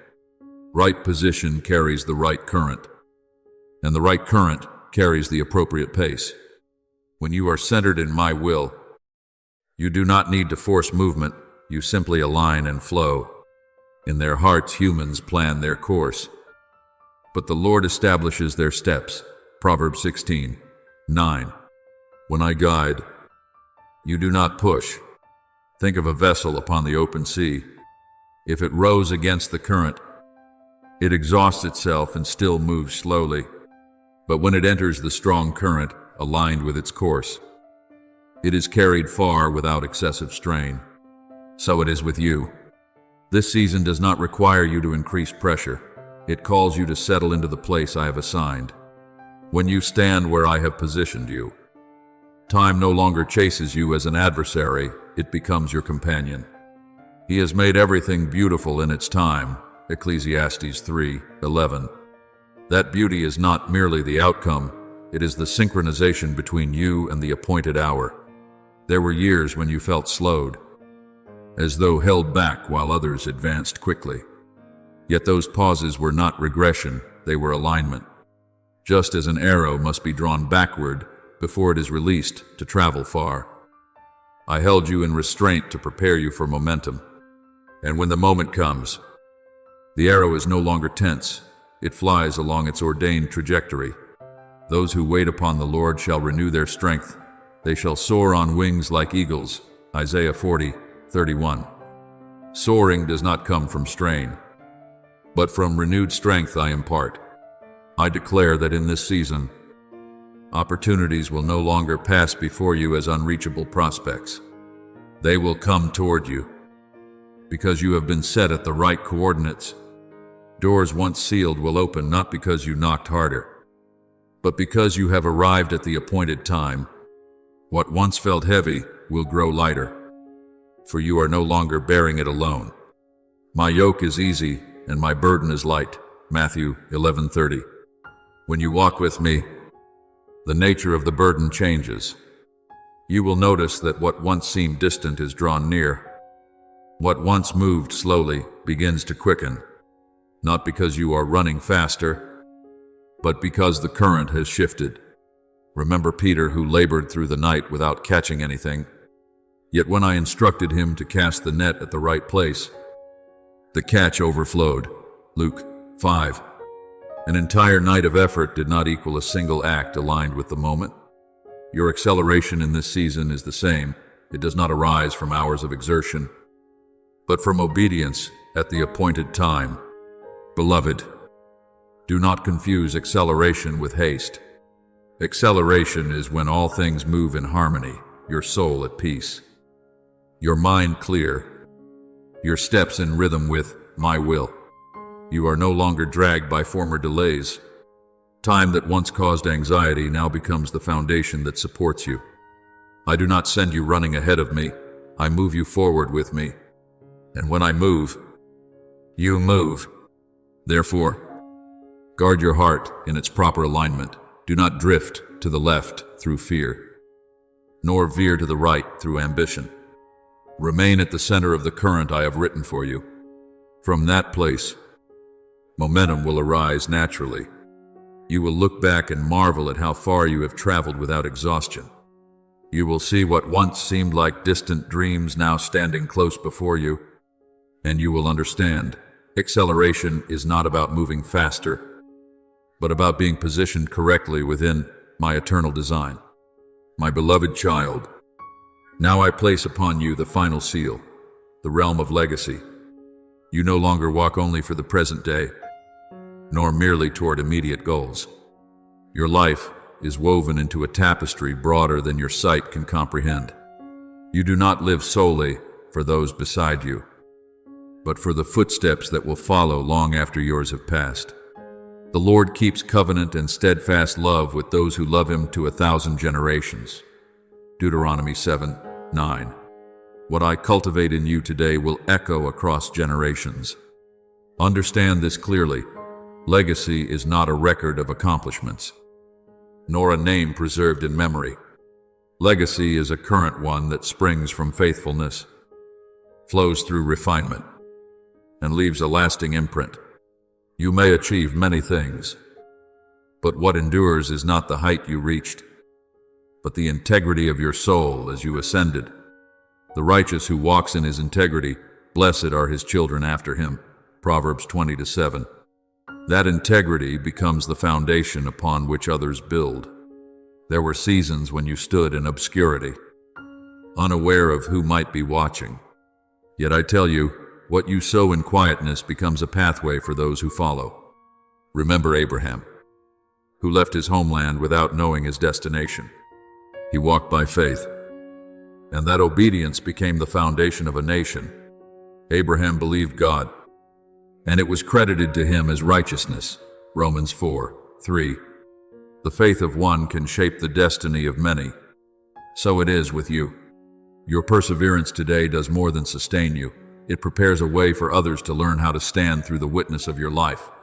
True legacy is not measured by how much you acquire, but by what remains steadfast when trials come.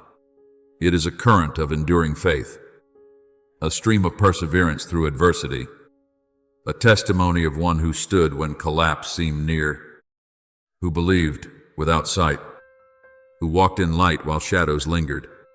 We are hard pressed on every side, but not crushed. 2 Corinthians 4-8. Every time you stood firm, you declared to the generations to come that resilience is possible. I have not called you merely to succeed. I have called you to usher in a new season.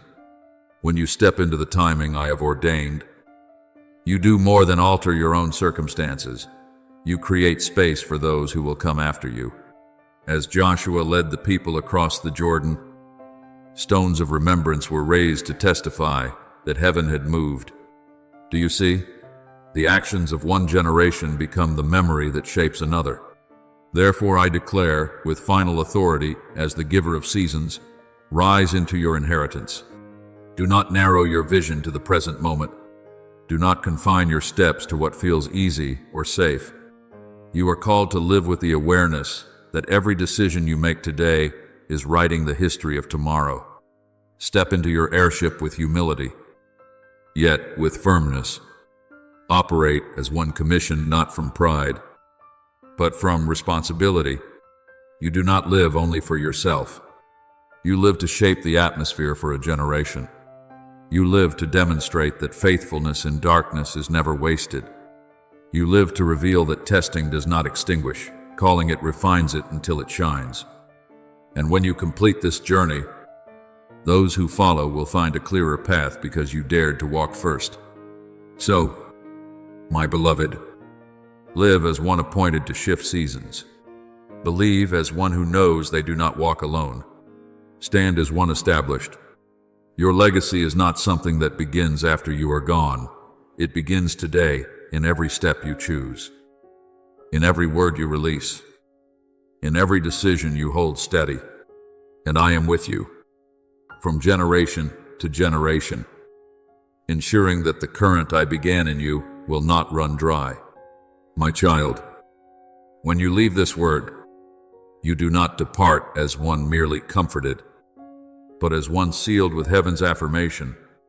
What I have spoken does more than stir emotion. It repositions you. You do not carry away a motivational phrase. You carry an irreversible mark. He who has sealed us and given us the Spirit in our hearts as a guarantee, 2 Corinthians 1:22. That seal is not upon your flesh. It is engraved within your spirit, where no force can erase it. From this moment forward, you no longer stand at the threshold with questioning eyes. You are not suspended between entry and retreat. You have crossed over. The threshold is no longer a barrier before you. It is a milestone behind you. You are no longer waiting for someone to authorize your entrance. You have been commissioned. The Lord will make you the head and not the tail. You shall be above only, and not beneath. Deuteronomy 28:13. This does not speak of social rank. It speaks of spiritual establishment. You have been placed within your portion, and that placement does not depend on the world's consent. You are no longer one who seeks permission from voices that hold no authority over your life. You no longer knock in fear, nor do you ask for validation from those who were never entrusted with confirming you. I have commissioned you, and when I commission, legitimacy is established from eternity. All authority in heaven and on earth has been given to me, Matthew 28:18. And from that authority I send you. You are not self-appointed, you are sent. Therefore, walk with a strong and anchored peace, not a fragile peace shaped by circumstance, but the peace of one who knows they have been positioned correctly. Your steps are no longer hesitant, they are steady, like one who has seen the map from above. You do not need to keep turning back to check whether you stand in the right place. You know, and that knowing carries the weight of authority. Do not fear if the coming days carry challenge. Trial does not have the power to overturn what I have established. Winds may rise, but your roots have been driven deep. Voices of doubt may sound, but the seal I have placed within you resounds louder. Nothing can reverse what has been spoken from my throne. For I know the plans I have for you, plans for peace and not for harm. Jeremiah 29:11. That intention is not altered by human reaction. My beloved, step out from this word as one bearing the responsibility of being positioned. Do not bow your head in fear, nor lift it in pride, but walk in humility, filled with certainty. You have been placed into your portion. You have crossed the threshold. You have received the commission.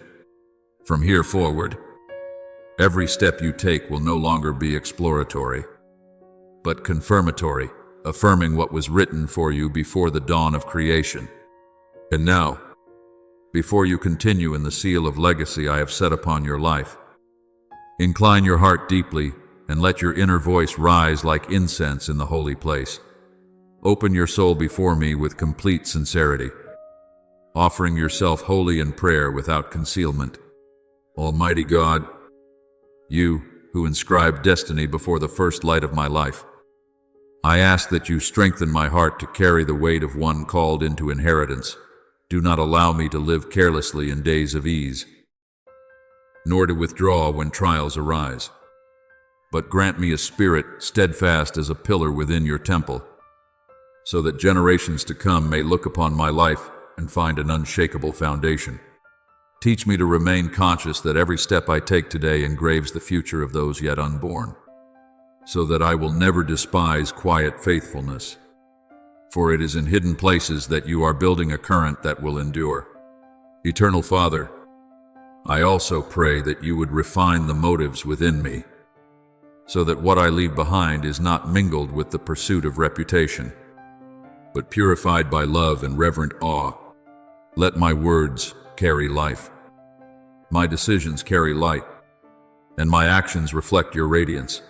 Make me a bridge between promise and fulfillment, so that those who follow will not have to grope through darkness, but may walk upon a path illuminated by a life of faithfulness. Keep my soul tender before your leading, yet resilient under pressure. Let me not lose humility when I am lifted up, nor lose courage when I must stand alone. O you who appoint seasons and turn the times, grant me spiritual sight to discern the moments of your movement, so that I will not fall out of rhythm in decisive hours, nor miss the openings that shape generations.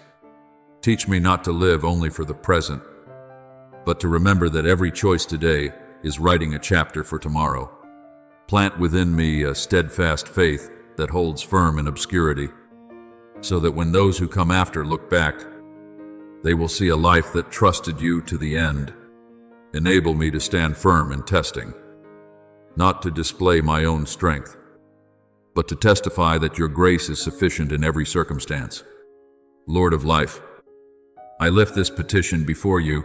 Place upon my lips words that build, upon my hands deeds that bless, and within my heart a love large enough to cover the shortcomings of others. Let me pass on not merely achievements, but faith, not merely influence, but character, not merely stories of success, but a steadfast identity rooted in you. Keep the current flowing from my life, from being obstructed by fear or weariness. Let it continue to move through every soul I am called to touch. And when I feel weak, remind me that it is precisely in weakness that your power is most clearly revealed. Faithful Father, I also ask for endurance that does not falter midway through the journey when contrary winds arise. Keep me from turning back, and when darkness settles, guard me from doubting your promise.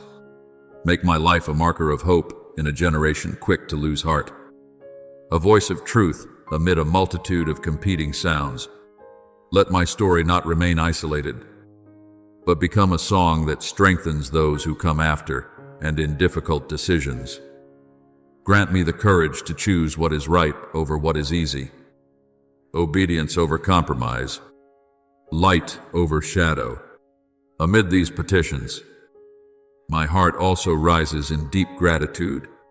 O Keeper of Covenant, I thank you for the years in which you quietly formed me through every circumstance, for the times you upheld me when I believed I would collapse, for the moments you sheltered me without my awareness. I understand now that without those seasons I would not have grown deep enough to carry this inheritance. Without those refinements I would not have become humble enough to steward what is entrusted. What once caused pain has become preparation for transition. Each trial, a measured rhythm leading into a new season. And Lord of all grace, I offer you thanks from the innermost place of my soul, because you have trusted me enough to lay upon my life a weighty calling. I know I am not worthy by my own strength, yet I am chosen in love. I thank you that you have given me not only a path to walk, but a current to sustain the journey, that you have revealed legacy not as something I construct alone, but as something you initiate and bring to completion. Now, with humility joined to conviction, I rise into my portion, not shrinking back, not hesitating, but walking in the light you have placed before me, so that my life may stand as evidence that you are the one who fulfills all that you have promised. Thank you for listening to this message. Know this: You are not merely an audience. You are chosen to live daily in the presence of the Word of God. Do not forget to subscribe and turn on the notification bell so you will not miss any spiritual message. Amen.